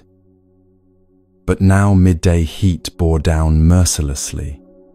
The thought of crossing under that burning sun, arriving drenched in sweat, seemed unreasonable. I could get sick, he thought. Better to wait until it cools. How many times have you delayed practice for comfort? I'll meditate after I'm more comfortable, less stressed, in better circumstances. The Buddha didn't teach waiting for ideal conditions. He taught practicing despite conditions. He taught urgency. His first teaching after enlightenment wasn't wait until you feel ready. It was, there is a path. Walk it now. The man waited for the heat to pass. An hour disappeared. Then another. Then he remembered his bundle. Had he packed everything needed for the far shore? Better check. Better organize properly. 40 minutes. Repacking what was already packed. Then the house. Should he secure it before leaving? Lock shutters. Hide valuables. Prepare for long absence? 30 minutes, making secure a house that held nothing worth protecting. Every decision was defensible.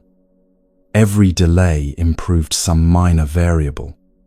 Together, catastrophic. When he finally stepped outside, bundle in hand, ready at last, the light had changed. The sun had moved further than he'd realized. He looked toward the river. The dock was empty. Not boat preparing to leave. Empty. Gone empty. He ran anyway, bundle bouncing against his back, breath tearing. Ran because accepting the truth meant accepting he'd destroyed his own liberation through breakfast and rest and heat avoidance and bundle checking and house securing.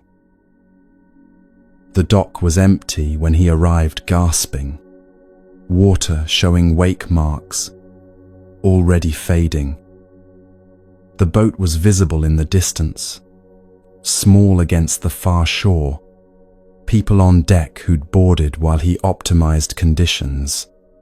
People who'd crossed hungry, tired, hot, imperfect. People who were now on the shore of liberation while he remained trapped in suffering. A fisherman stood nearby, watching. He'd seen this before. "You missed it," the fisherman said. "When's the next one?" the man asked, though his voice already knew. Maybe a year, maybe longer, maybe never. This is the Buddhist teaching about precious human birth. You've been born as a human, already extraordinarily rare. You have mental capacity to understand these teachings. Rarer still. You have access to the path, almost impossibly rare. This combination might not come again for eons. The Buddha taught that after death, you might be reborn as an animal, a hungry ghost, in realms of suffering where practice is impossible.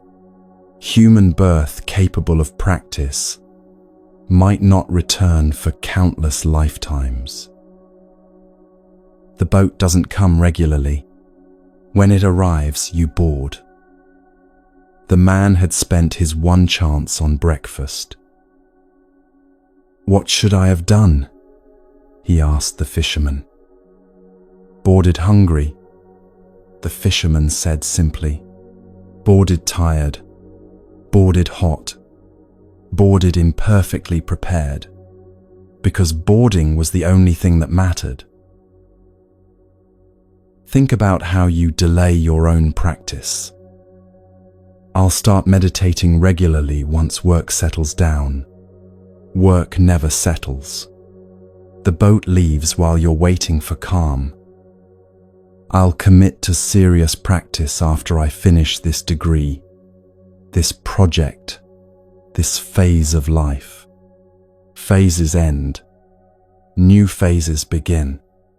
The boat doesn't wait for phase completion. "I'll deepen my practice when I'm older, when I have more time, when conditions are better." You don't know if you'll reach older. You don't know if you'll have time. You don't know if conditions will improve.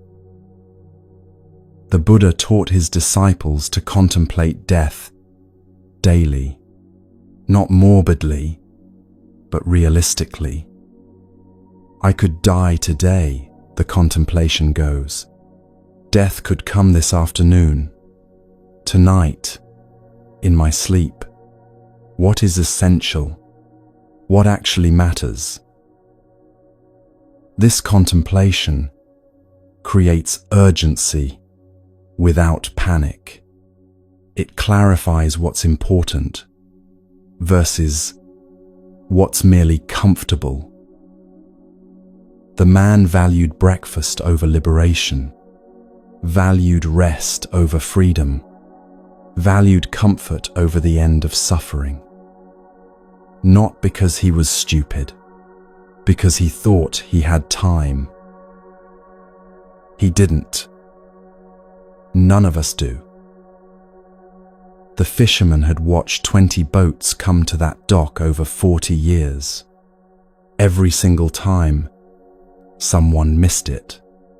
Someone who thought they had time.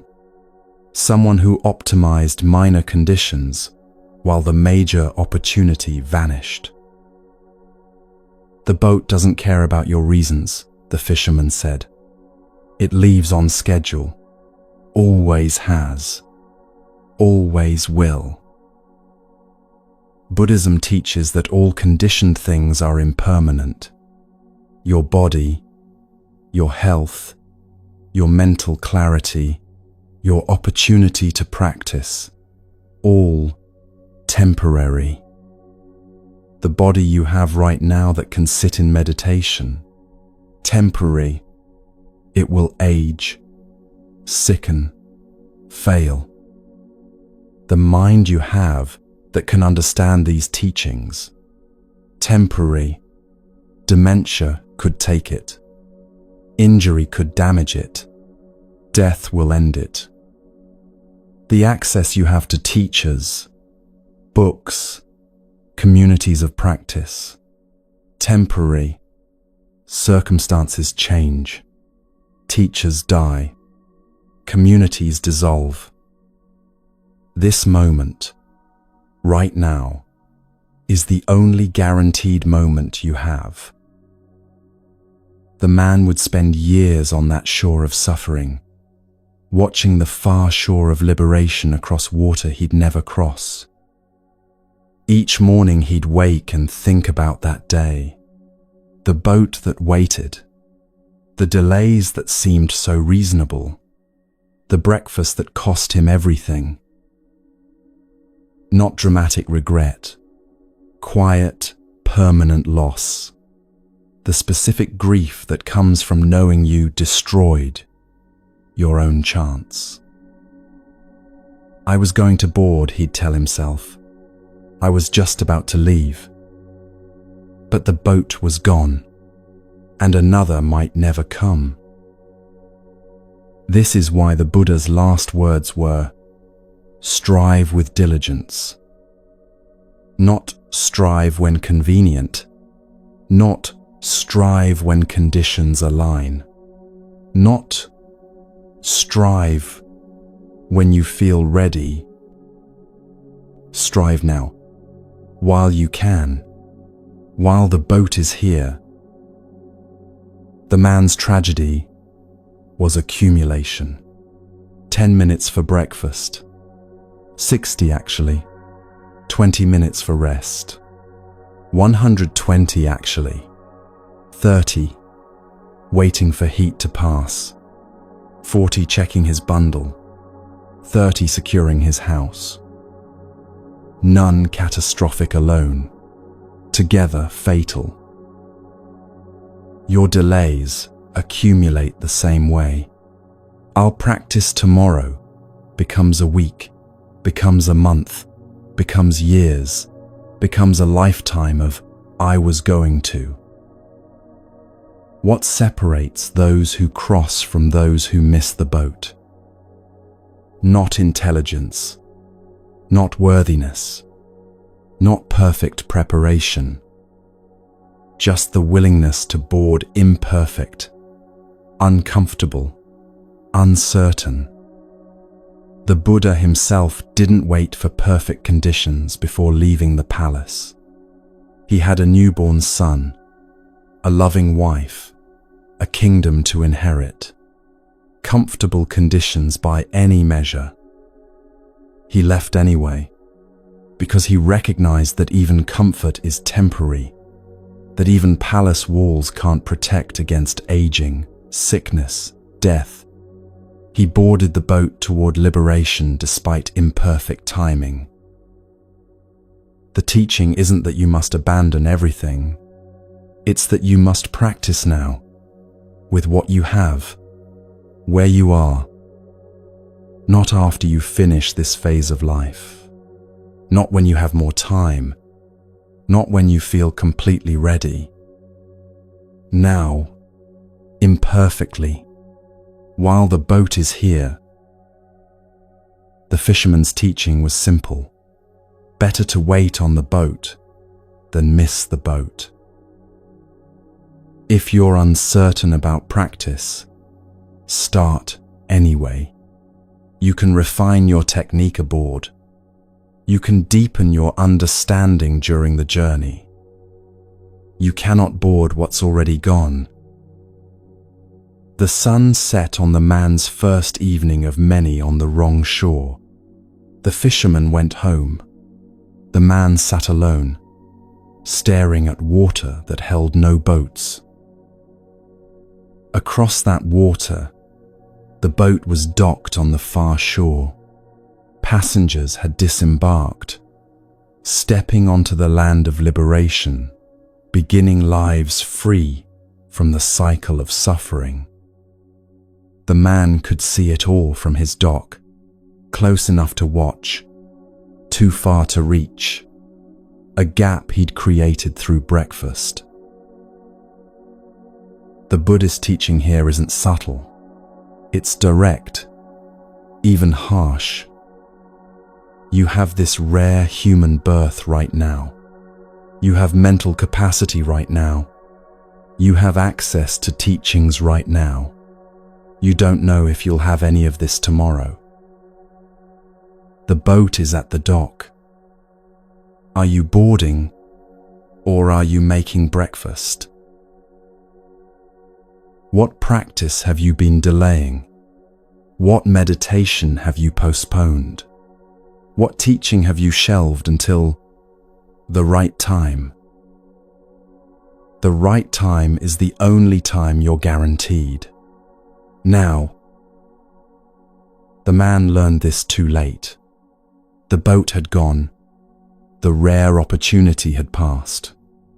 The precious human birth would be spent on the wrong shore, watching liberation from a distance, living with permanent regret. You still have your boat. The question is whether you'll board it. In the next forest clearing, a different kind of urgency unfolds. Not the urgency of seizing opportunity, but the urgency of choosing integrity over safety. A hare faces fire and discovers that some moments demand courage that transcends all calculation of survival.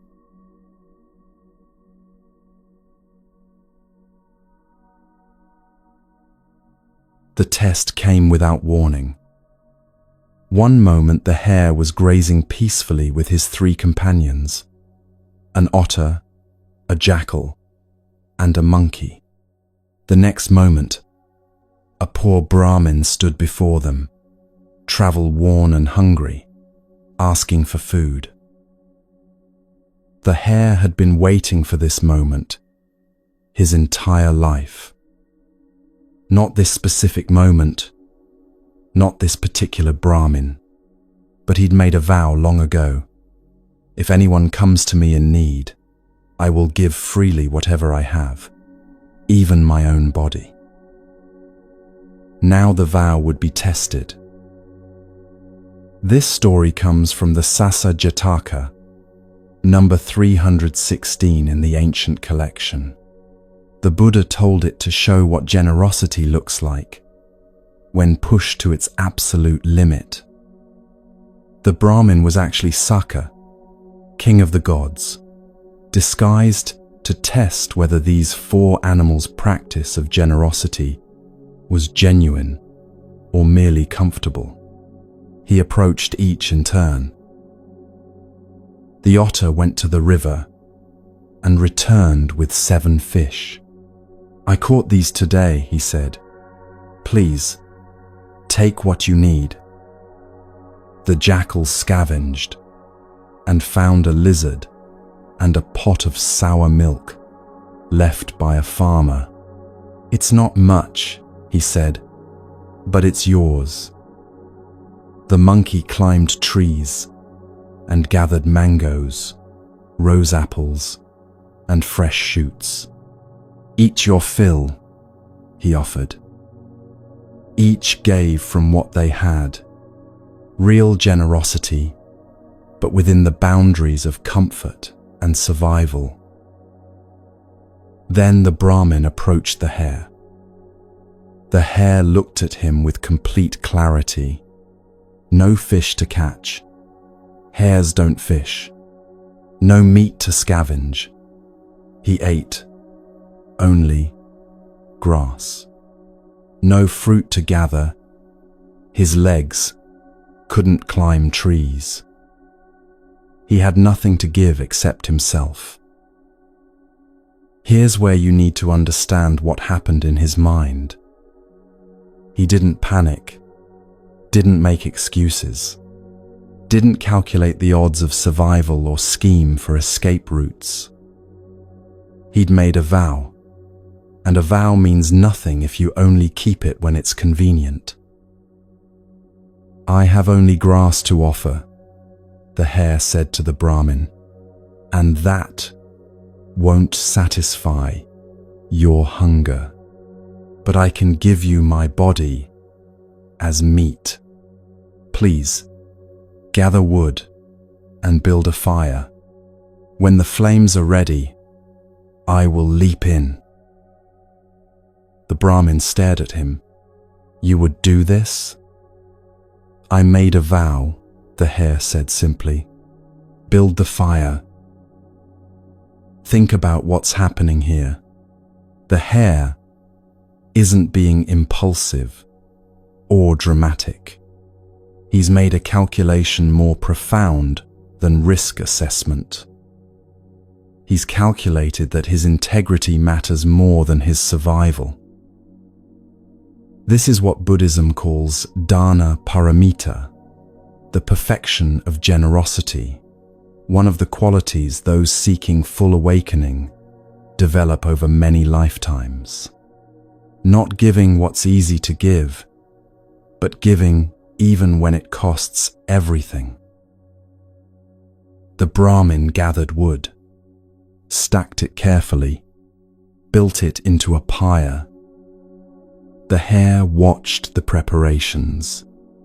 He had time to reconsider, time to make excuses, to find loopholes in his vow, to choose survival over consistency. You know this moment from your own life.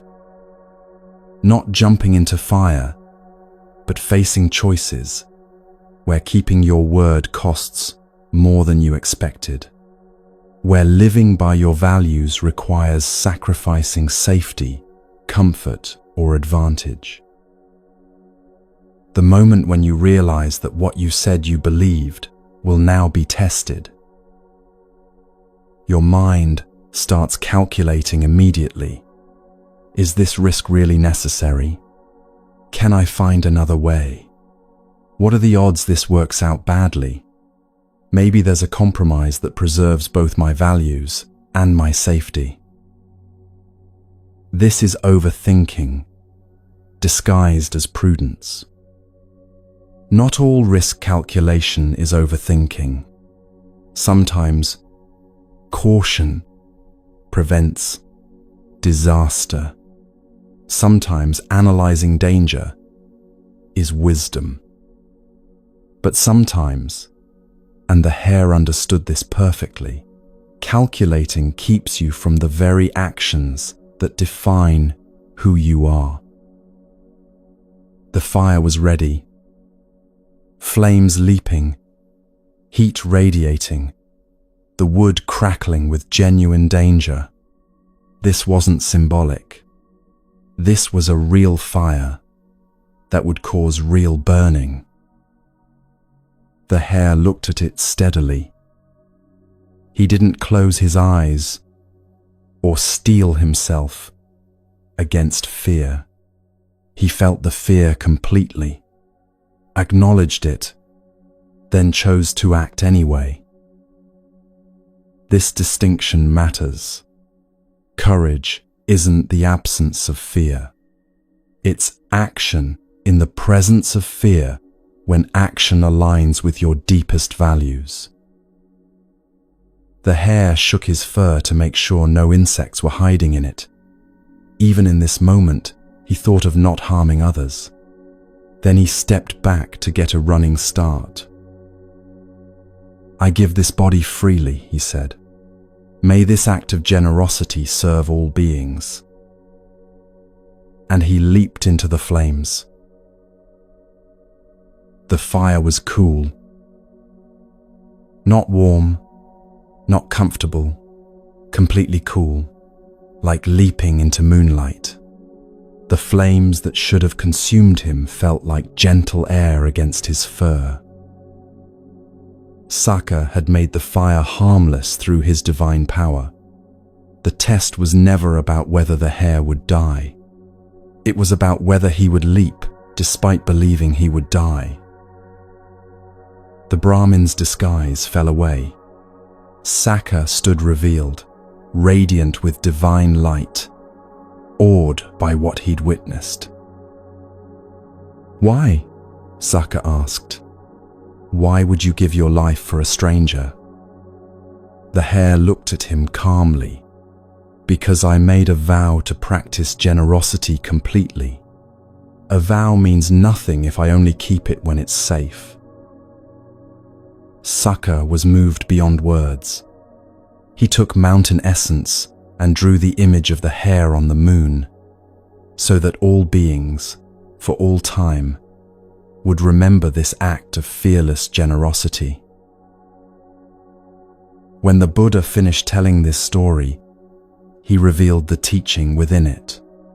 "In that past life, I was the hare," he said, "the one who chose integrity over safety, who gave without calculating return." This matters deeply. The Buddha himself, in a past existence before enlightenment, practiced generosity so complete it included the willingness to die. Not because death is good, because some values matter more than survival. Think about how you calculate danger. That conversation you know you should have but keep postponing because you've imagined every way it could go wrong. The career change you've analyzed to death, listing every possible disaster, never quite ready, despite years of preparation. The relationship you won't pursue because you've calculated the probability of rejection. The risk is real. The danger exists. Your calculations aren't wrong. But sometimes the calculation itself becomes the cage. You're not being prudent. You're being paralyzed. The hare knew the fire would kill him. He wasn't naive, wasn't ignorant of danger. He'd calculated the risk completely and chosen to act anyway. Not because he wanted to die, because his vow mattered more than his fear. Buddhism teaches something subtle here about intention and action. The hare's intention wasn't self-destruction. It was keeping a sacred commitment to generosity. The same action, leaping into fire, could come from despair, from attention-seeking, from confusion. But it came from clarity, from knowing exactly what he valued and choosing it over safety. This is different from recklessness. Recklessness acts without seeing consequences. Courage acts despite seeing consequences. The hare saw the fire clearly, understood completely what he was doing, made the choice from wisdom, not impulse. You might notice this distinction in your own life. The times you've acted impulsively from anger or hurt, that's not courage. That's reaction.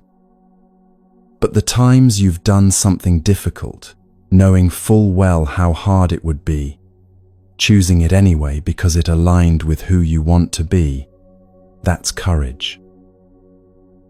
The difference is consciousness, awareness, clear seeing. The hare didn't leap blindly. He leaped with eyes wide open. There's another teaching here about what generosity actually means.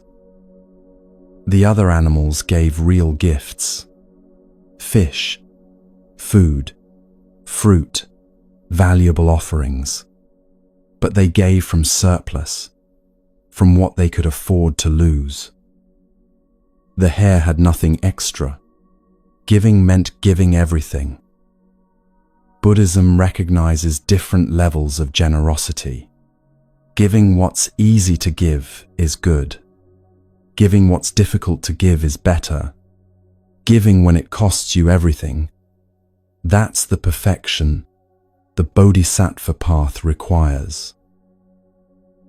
Not because suffering is good, because complete generosity transforms the giver.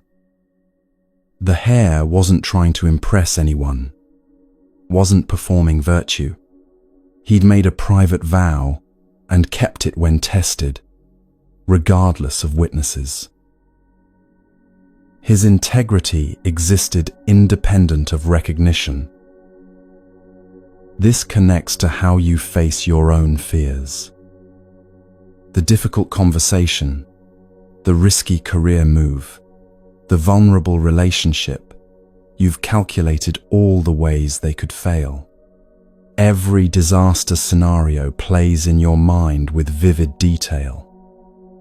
The calculation never ends because there's always another variable to consider, another way things could go wrong, another reason to wait until you're more certain. But certainty never comes. The fire keeps burning, and the question remains, will you leap? The hare's teaching is that some leaps must be taken without guarantees. Not recklessly, not blindly, but despite knowing the full weight of what you're risking. When the Buddha told this story, he was teaching about the paramitas, the perfections that lead to full awakening. Generosity is the first of these, and the hare demonstrated it at its highest level. But embedded in the teaching is something deeper about fear and action. Fear is information.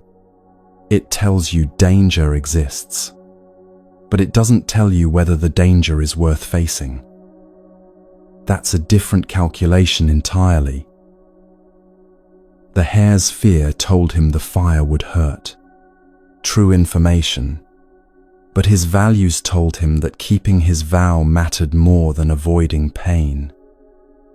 Also true. The question isn't whether to feel fear. The question is whether fear gets to make all your decisions. You've probably noticed how fear-based calculation takes over. You want to speak honestly with someone, but your mind floods with scenarios of how it could damage the relationship. You want to pursue a dream, but your thoughts catalogue every way it could fail. You want to be vulnerable, but analysis shows all the ways that vulnerability could be weaponized. Every calculation is reasonable. Every fear is valid. And together they create a prison of perpetual safety and perpetual regret. The hare broke free by choosing a value stronger than fear. Not denying the danger. Not pretending the fire wasn't real. Acknowledging everything and leaping anyway. This is what the Buddhist path toward awakening requires. Not constant safety, but constant alignment with your deepest commitments. Sometimes that alignment is comfortable. Sometimes it requires everything you have. The teaching isn't that you should seek suffering or court danger. It's that when your values require action despite risk, calculation can't save you. Only courage can. The hare stood in those flames, cool as they turned out to be, and knew he'd chosen correctly, not because he survived, but because he'd honored what mattered most. Saka's recognition, the image on the moon, the eternal remembrance, these were consequences, not motivations. The hare would have leaped into burning flames just the same, even if no one ever knew. This is integrity. Doing what's right, regardless of outcome, regardless of recognition, regardless of whether the fire turns cool or burns. You face smaller fires constantly. The truth you know you should speak, but keep postponing. The change you know you should make, but keep analyzing. The risk you know you should take, but keep calculating. The calculation never finishes because fear is endlessly creative. It will always find new dangers to consider, new disasters to prevent, new reasons to wait. At some point, you have to leap. Not blindly, not recklessly, but with full knowledge of the risk and full commitment to your values. The Buddha's teaching through this story is that the perfection of generosity requires exactly this: giving even when it costs everything, acting even when outcome is uncertain, choosing integrity over safety when you can't have both. The hare didn't know the fire would be cool. He leaped, believing it would burn. That's the teaching. Your fire might burn. The conversation might damage the relationship. The career change might fail. The vulnerability might be used against you. All possible. All real risks. But living by calculation alone guarantees a different kind of burning. The slow burn of knowing you never tried, never risked, never fully aligned your actions with your values. That's the fire that never stops. The hare's image remains on the moon, visible to all who look up. A reminder that courage isn't the absence of fear, but action despite it. That some values matter more than safety. That integrity tested is integrity proven. What fire are you calculating instead of leaping into? What risk are you endlessly analyzing instead of accepting? What matters more to you than safety? If only you could stop overthinking long enough to act. The hare knew. When the test came, he didn't hesitate. He'd already decided what kind of being he wanted to be. The fire was just confirmation. In the next teaching, the question shifts from courage in the face of danger to gratitude in the face of existence itself. A blind turtle surfaces once every 100 years. An ocean covers the earth. A single wooden ring floats somewhere on those waves. And the odds of that turtle finding that ring reveal exactly how precious this moment is.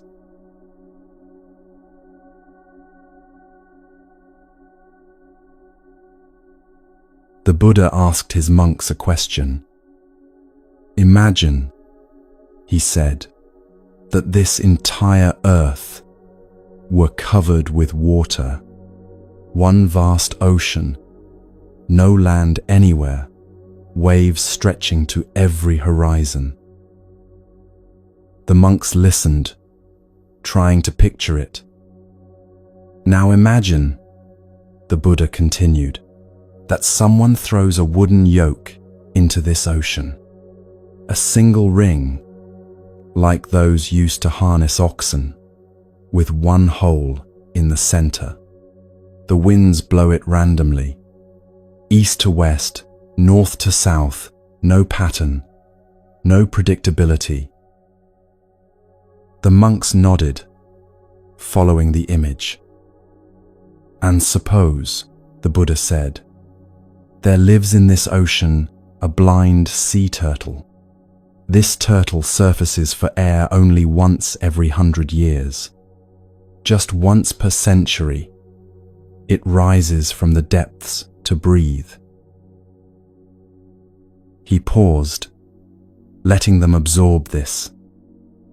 Now tell me, what are the chances that this blind turtle, surfacing randomly once per century, would put its head through the hole in that wooden yoke, drifting randomly across an ocean covering the entire earth? The monks looked at each other. The mathematics were impossible. The odds were so small, they barely existed. It would be an extraordinary coincidence, Lord, one monk finally said. Almost impossible. The Buddha nodded. It is exactly that unlikely, he said, and obtaining birth as a human being is even more rare than that. This teaching comes from the Chigala Sutta in the Samyutta Nikaya, one of the oldest Buddhist texts. The Buddha used this image to reveal something most people never grasp: the extraordinary rarity of the life you're living right now. Not life is precious as a greeting card sentiment, but precious as in statistically miraculous, so unlikely that the odds beggar comprehension. Think about what the image actually shows. An ocean covering the entire planet, millions upon millions of square miles of water, a single wooden ring blown randomly by winds across this vast expanse. A turtle that surfaces once per century, not once per year, not once per decade, once every 100 years. It rises for a single breath before descending again into darkness. And this turtle is blind. It has no way to navigate toward the ring, no ability to search for it, no means of improving its odds through effort or intelligence. Pure chance, astronomical improbability, and even this impossibly rare event is more likely than being born human. The teaching addresses something specific about how you relate to existence. You complain, not constantly perhaps, but regularly, about your job, your body, your circumstances, your limitations. You analyze what's wrong with your life instead of recognizing what's extraordinary about having a life at all. A friend gets promoted and you spiral into comparison. Your body ages and you treat it like betrayal. Your income doesn't match your imagined lifestyle, and you calculate all the ways you've failed. Meanwhile, you're breathing without effort, thinking complex thoughts, reading symbols on a screen, and extracting meaning from them, making choices about how to spend your time. These aren't ordinary capabilities. They're the wooden ring. The Buddha taught that beings cycle through countless rebirths. Most of these rebirths occur in realms where practice is impossible, as animals driven purely by instinct, as beings in states of extreme suffering or extreme pleasure that prevent any reflection. Try to imagine existence without the capacity you currently have. Born as an ant, your entire existence would be chemical signals and programmed responses. No contemplation of meaning, no choice about your actions, pure instinct driving every movement until death. Born as a being in extreme suffering, every moment would be consumed by pain, so overwhelming that thought becomes impossible. No space for reflection, no capacity to practice, just raw sensation obliterating everything else. Born as a being in extreme pleasure, the opposite problem. Why seek freedom from suffering when suffering never touches you? Why practice when everything feels perfect? Comfort becomes its own prison. Human birth is rare because it provides specific conditions. Enough suffering to motivate seeking freedom from suffering. Enough capacity to understand teachings and practice. Enough freedom to choose how to live. Not too much pleasure that you're complacent. Not too much pain that you can't function. Right in the middle, with just enough discomfort to seek and just enough capacity to practice. This balance is the wooden ring, and you are the blind turtle who surfaced exactly when and where it floated. Consider what had to align for you to exist. Your parents had to meet. Out of billions of people on Earth, these two specific humans had to encounter each other, had to feel attraction, had to conceive at the exact moment that created you, rather than a different genetic combination. Their parents had to meet, and their parents before them. Trace it back far enough, and you're looking at millions of precise encounters, each one necessary for your existence. One different choice by any ancestor, one different turn down a street, one different decision about where to live or work, and you wouldn't exist. Someone else might exist, but not you. That's just the biological lineage. The Buddha's teaching goes deeper. You could have been born as anything. In Buddhist cosmology, there are countless forms of existence. Most lack the capacity for practice, for understanding, for choosing freedom. Born without the mental capacity to understand cause and effect, you'd be trapped in patterns with no path out. Actions would lead to consequences, but you'd never grasp the connection. The cycle would continue, but awareness of the cycle would be impossible. But you weren't. You surfaced as human. Right now, with a mind that can read these words, contemplate their meaning, choose how to respond. The turtle found the ring. And what do you do with this impossibly rare occurrence? You overthink what's wrong with it. Your job isn't prestigious enough. Your body isn't attractive enough. Your circumstances aren't comfortable enough. Your life doesn't match the vision you had for yourself. All of which might be true, and all of which misses the scale of what you're dismissing as inadequate.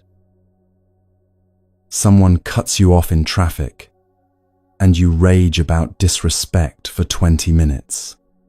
You have a body that can drive, a mind that can navigate complex rules, the freedom to move through space at will, and you're angry about 30 seconds of inconvenience. Your phone loads slowly, and you feel genuine frustration. You're holding a device that connects you to the accumulated knowledge of human civilization, and you're upset it takes 5 seconds instead of 2. Your coffee isn't hot enough, your meeting runs long, your package arrives a day late. Real annoyances, genuine inconveniences, and also the complaints of a blind turtle standing on a wooden ring, treating miracles as mundane. The Buddha wasn't teaching that you should be happy with suffering or pretend problems don't exist. He spent his entire teaching career helping people address suffering skillfully. But he was teaching perspective. You're standing on the wooden ring complaining it's not a yacht. The monks who heard this teaching understood its implications.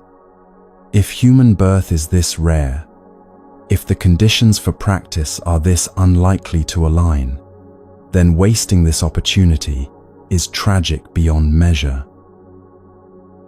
Not wasting it through obvious self-destruction, wasting it through complaint, through treating existence as burden, through analyzing what's wrong, instead of recognizing what's extraordinary. Think about how you actually spend your mental energy. How much goes toward complaint versus appreciation? How much toward analyzing problems versus recognizing capacity?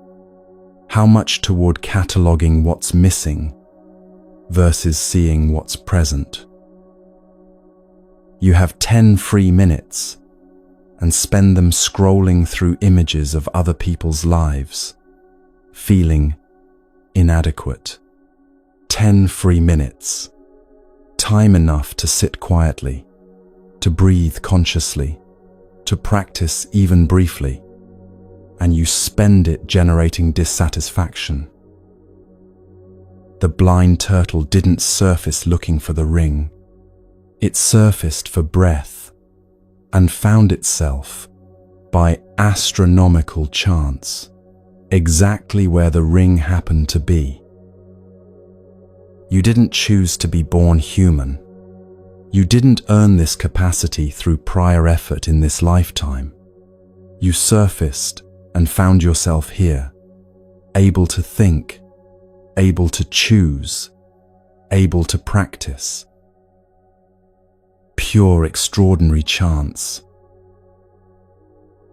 The teaching has practical application beyond philosophy. When you're overwhelmed by what's wrong with your life, the turtle image provides scale. Yes, you have problems. Yes, circumstances could be better, and you have a mind capable of addressing problems, of changing circumstances, of practicing toward freedom. That capacity is the miracle. The problems are real but ordinary. The capacity is real and extraordinary. You've probably experienced moments when this clicked. Maybe after illness, when health returned and ordinary functioning felt like gift. Maybe after loss, when what you'd taken for granted revealed its value. Maybe in simple moments, breathing easily, thinking clearly, choosing freely, when the baseline miracle of existence became visible. Those moments don't require special circumstances. They require seeing clearly what's always true. The Buddha gave his monks this teaching to create what's called samvega, a word that doesn't translate cleanly into English. It combines urgency, wonder, and appropriate concern. urgency, because this opportunity won't last. The turtle will descend again, and when you'll surface next, if ever, is unknowable. Wonder, because the improbability of being here at all should take your breath away. Appropriate concern, because wasting something this rare carries weight. Not fear that paralyzes, concern that motivates, that clarifies priorities, that cuts through the trivial to reveal what actually matters. This connects to earlier teachings about the boat you keep missing. The urgency isn't just about opportunities within this life. It's about this life itself being the opportunity. The turtle surfaced now. Will you spend this breath complaining about the quality of air, or will you use it to practice? The question sounds harsh until you hold it against the scale the Buddha provided. An ocean covering earth. One ring. 1 century between breaths. One blind turtle. And somehow, impossibly, you're here, reading this, capable of understanding it, free to choose what you do with the recognition. That's not ordinary. That's the ring beneath your feet. The teaching asks you to shift from complaint to reverence. Not fake reverence that denies difficulty. Genuine reverence that recognizes scale. Your job is difficult, and you have the capacity to work, to learn, to change careers if needed. Your body has limitations, and it functions well enough to move, sense, experience. Your circumstances aren't perfect, and you have the freedom to affect circumstances through choice and effort. The capacity is the treasure. The complaints miss it entirely. This doesn't mean you shouldn't address problems or work toward change. It means recognizing that having problems to address is itself a form of privilege. The turtle can surface and complain about the ring, or it can recognize that finding the ring at all was impossible luck and use this breath wisely. You're overthinking existence as burden when existence itself is the miracle you've been blind to. The Buddha ended this teaching with direct instruction. Therefore, monks, you should train diligently. Not be grateful in a vague way. Not appreciate what you have as abstract advice. Train. Practice. Use this impossibly rare opportunity for its actual purpose, developing the qualities that lead to freedom from suffering. The wooden ring won't float here forever. The turtle won't surface again for another 100 years. This breath, this moment, this capacity, all temporary. All precious beyond measure.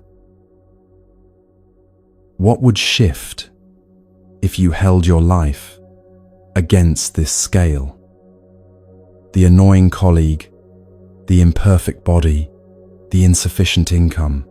How would these complaints sound next to the image of a blind turtle surfacing once per century and finding, against all odds, the one ring floating on an ocean covering Earth? Not that the problems disappear, but they find proportion. You're the turtle who surfaced. The ring is here. The question isn't whether conditions are perfect. The question is whether you'll recognize the miracle you're standing on. In the final teaching, one more recognition waits.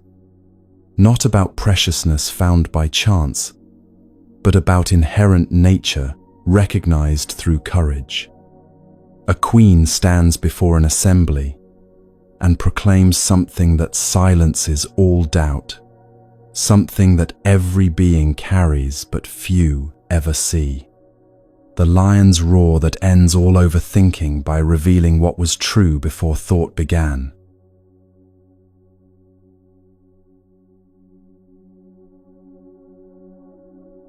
Every being carries within them the essence of awakening.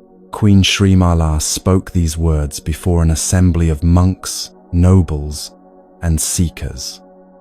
Her voice was steady, clear, without hesitation.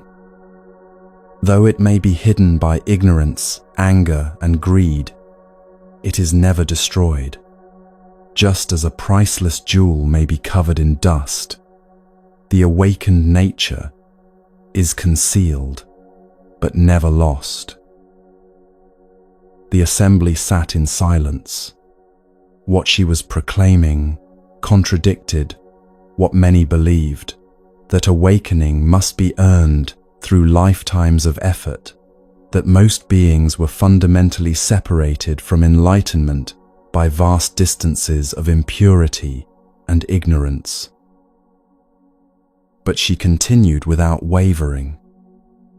Some people may look at you and see only weakness, limitation, or ordinary worth. They value you for what you can provide, for your usefulness, for your accomplishments. But the truth is deeper. Within you is something invaluable, beyond measure. This is the lion's roar, the fearless proclamation of truth that cuts through doubt. The story comes from an important Mahayana text about Queen Srimala. She was the daughter of King Prasenajit, and she'd received teachings from the Buddha and attained deep realization. Now she stood before this assembly, proclaiming what she'd seen with absolute certainty. Not certainty built on faith or hope, certainty built on direct recognition. She'd looked within herself and seen what the Buddha had pointed to, the inherent capacity for complete awakening that exists in all beings, obscured but never absent, waiting not to be created but to be recognized. The teaching she proclaimed is called Buddha nature, the essence of awakening present in every being, regardless of their current state, regardless of how deeply buried beneath confusion and suffering. This is the fearless truth, the Buddha said after hearing her proclamation. All beings are destined for awakening. Their true value is immeasurable. Think about what this means for how you've been overthinking your life. You've spent hours measuring yourself against others, calculating whether you're smart enough, worthy enough, successful enough.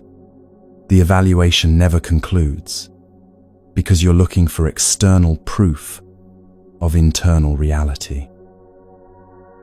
You're trying to earn what you already possess.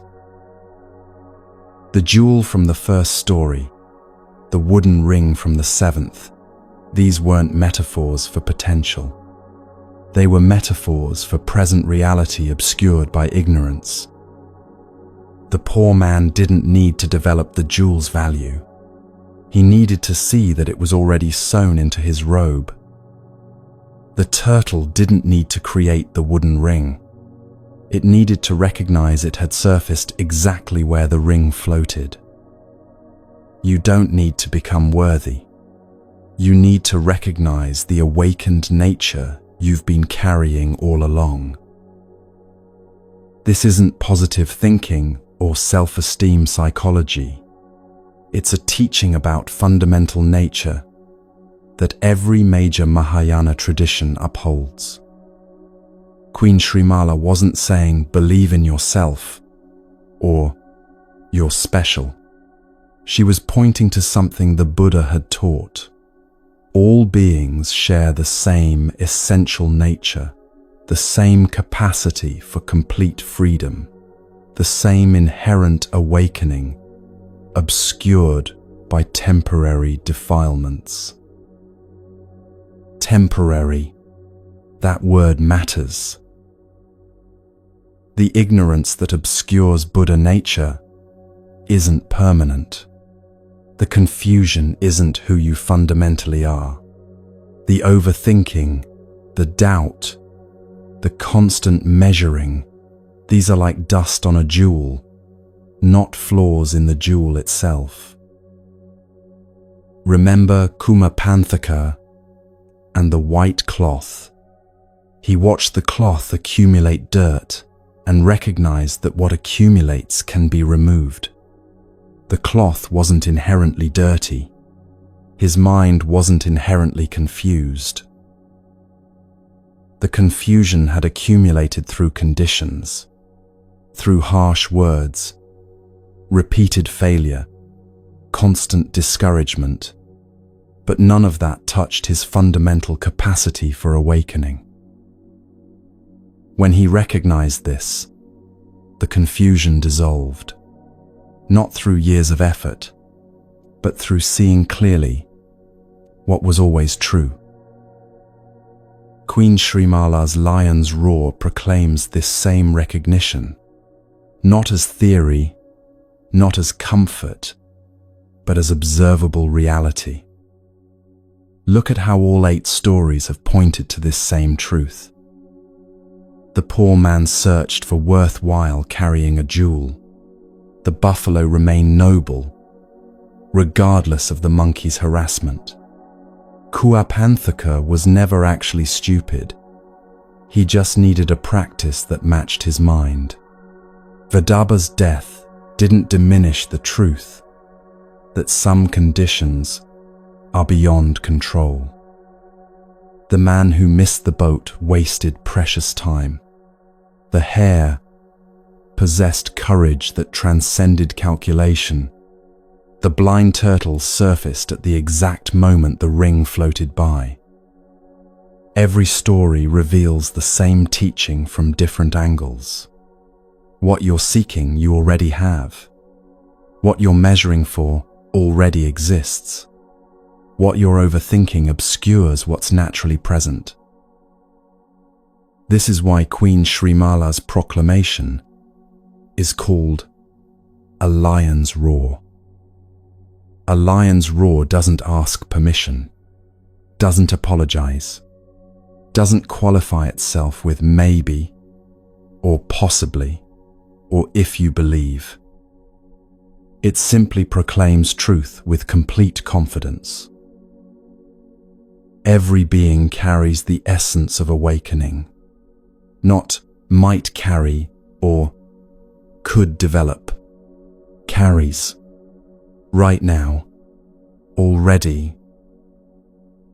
When you hear this teaching, really hear it, not just intellectually understand it, something fundamental shifts. The overthinking loses its urgency, not because your life suddenly becomes perfect, but because you stop looking for proof of worth in achievements, comparisons, and external validation. You recognize that what you've been frantically seeking was present all along, just obscured by the very activity of seeking. Think about how this applies to each form of overthinking these stories addressed. You overthink your worth because you believe worth must be earned. But Buddha nature can't be earned. It's already present. The measuring is unnecessary. You overthink reactions to difficult people because you believe their behavior diminishes you. But the buffalo's nobility existed independent of the monkey's actions. Their provocation can't touch your fundamental nature. You overthink your capacity because you believe intelligence or talent must be proven. But Kuapanthaka's awakening wasn't blocked by his apparent stupidity. It was blocked by the belief that he needed to be different than he was. You overthink control because you believe enough analysis equals safety. But Vidarbha's calculation couldn't account for the vast web of conditions. Some things unfold beyond individual management, and recognizing this is freedom, not failure. You overthink timing because you believe the perfect moment must be found. But the boat doesn't wait for perfect readiness. The opportunity is now, imperfect as the conditions might be. You overthink risk because you believe fear should prevent action. But the hare's courage came from values stronger than survival. Some things matter more than safety. You overthink existence as burden because you believe ordinary life is insufficient. But the turtle finding the ring reveals how extraordinary the ordinary actually is. This human birth is the miracle you've been blind to. And now, Queen Srimala's teaching brings all of this together. Every form of overthinking stems from one fundamental misunderstanding. You believe you're separate from awakening, that freedom is something distant you must journey toward through years of struggle. But the teaching says otherwise. Awakening isn't distant. It's obscured. The journey isn't toward something new, but toward recognizing what's been present all along. This is why the Buddha praised Queen Srimala's fearless proclamation. She understood and articulated what most people miss. You're not broken. You're not inadequate. You're not fundamentally flawed. You're a jewel covered in dust. A Buddha obscured by temporary confusion, awakening itself, wearing the costume of ignorance. The lion's roar proclaims this without apology, without qualification, without backing down before doubt. Within every being is Buddha, nature, never destroyed, only waiting to be seen. When this recognition lands, not as belief, but as direct seeing, the overthinking that has consumed so much energy simply stops.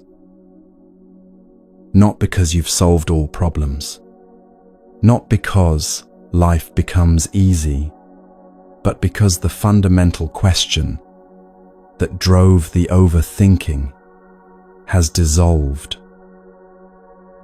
Am I enough? Loses meaning when you recognize you were never separate from enoughness. Will I succeed? Loses urgency when you see that what you're seeking is already present. What if I fail? Loses its terror when you understand that failure can't touch your fundamental nature. This is the freedom the Buddha taught. Not freedom from circumstances changing, but freedom from believing circumstances define you. Queen Srimala stood before that assembly and roared like a lion because she'd seen this directly. Not read about it, not believed it, not hoped for it. Seen it. And having seen it, she couldn't stay silent. The teaching had to be proclaimed, not for her benefit, but for everyone who still believed themselves separate from awakening. who still thought worth must be earned, who still measured themselves against impossible standards while carrying Buddha nature itself. You are that person. Reading these words, analyzing whether they're true, wondering if you can really trust this teaching, the very overthinking that keeps you from seeing what's already present. The invitation isn't to believe more strongly, it's to look directly.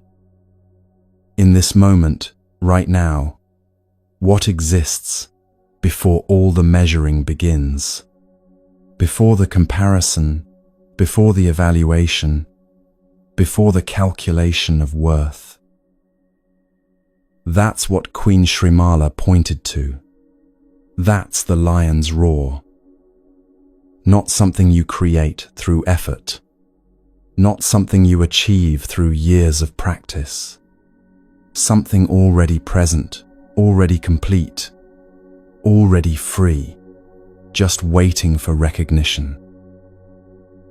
The Buddha confirmed her teaching because she'd articulated what he'd been showing all along through every story, every metaphor, every teaching.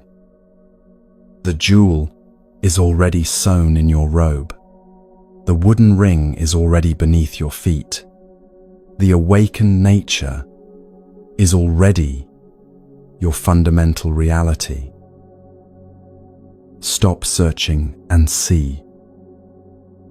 Stop measuring and recognize.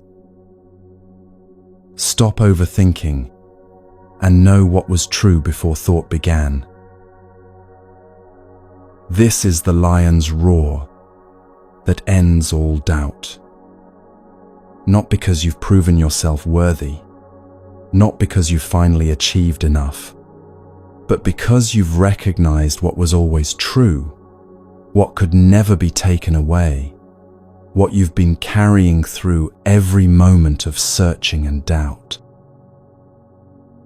The essence of awakening, Buddha nature itself, already present, already complete, already free, just obscured by the very overthinking that promised to reveal it. Queen Srimala's teaching is the culmination of everything you've encountered in these 8 stories. Every tale pointed here, to this recognition, this roar, this fearless proclamation of what you are beneath all the confusion.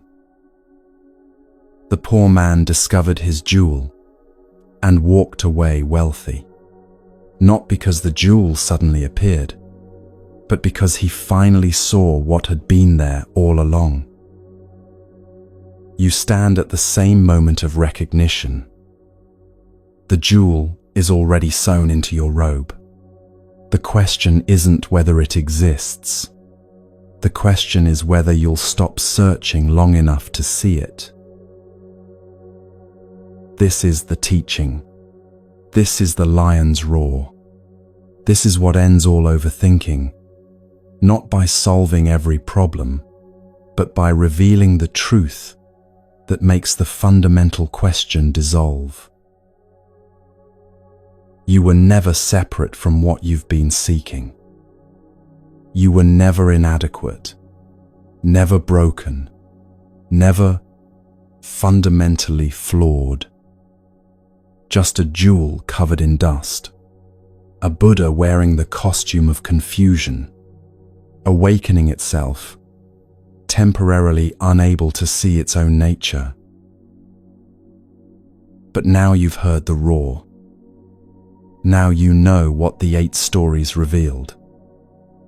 Now the only question is whether you'll recognize what was always true, or continue searching for what you already have. The lion has roared. Can you hear it?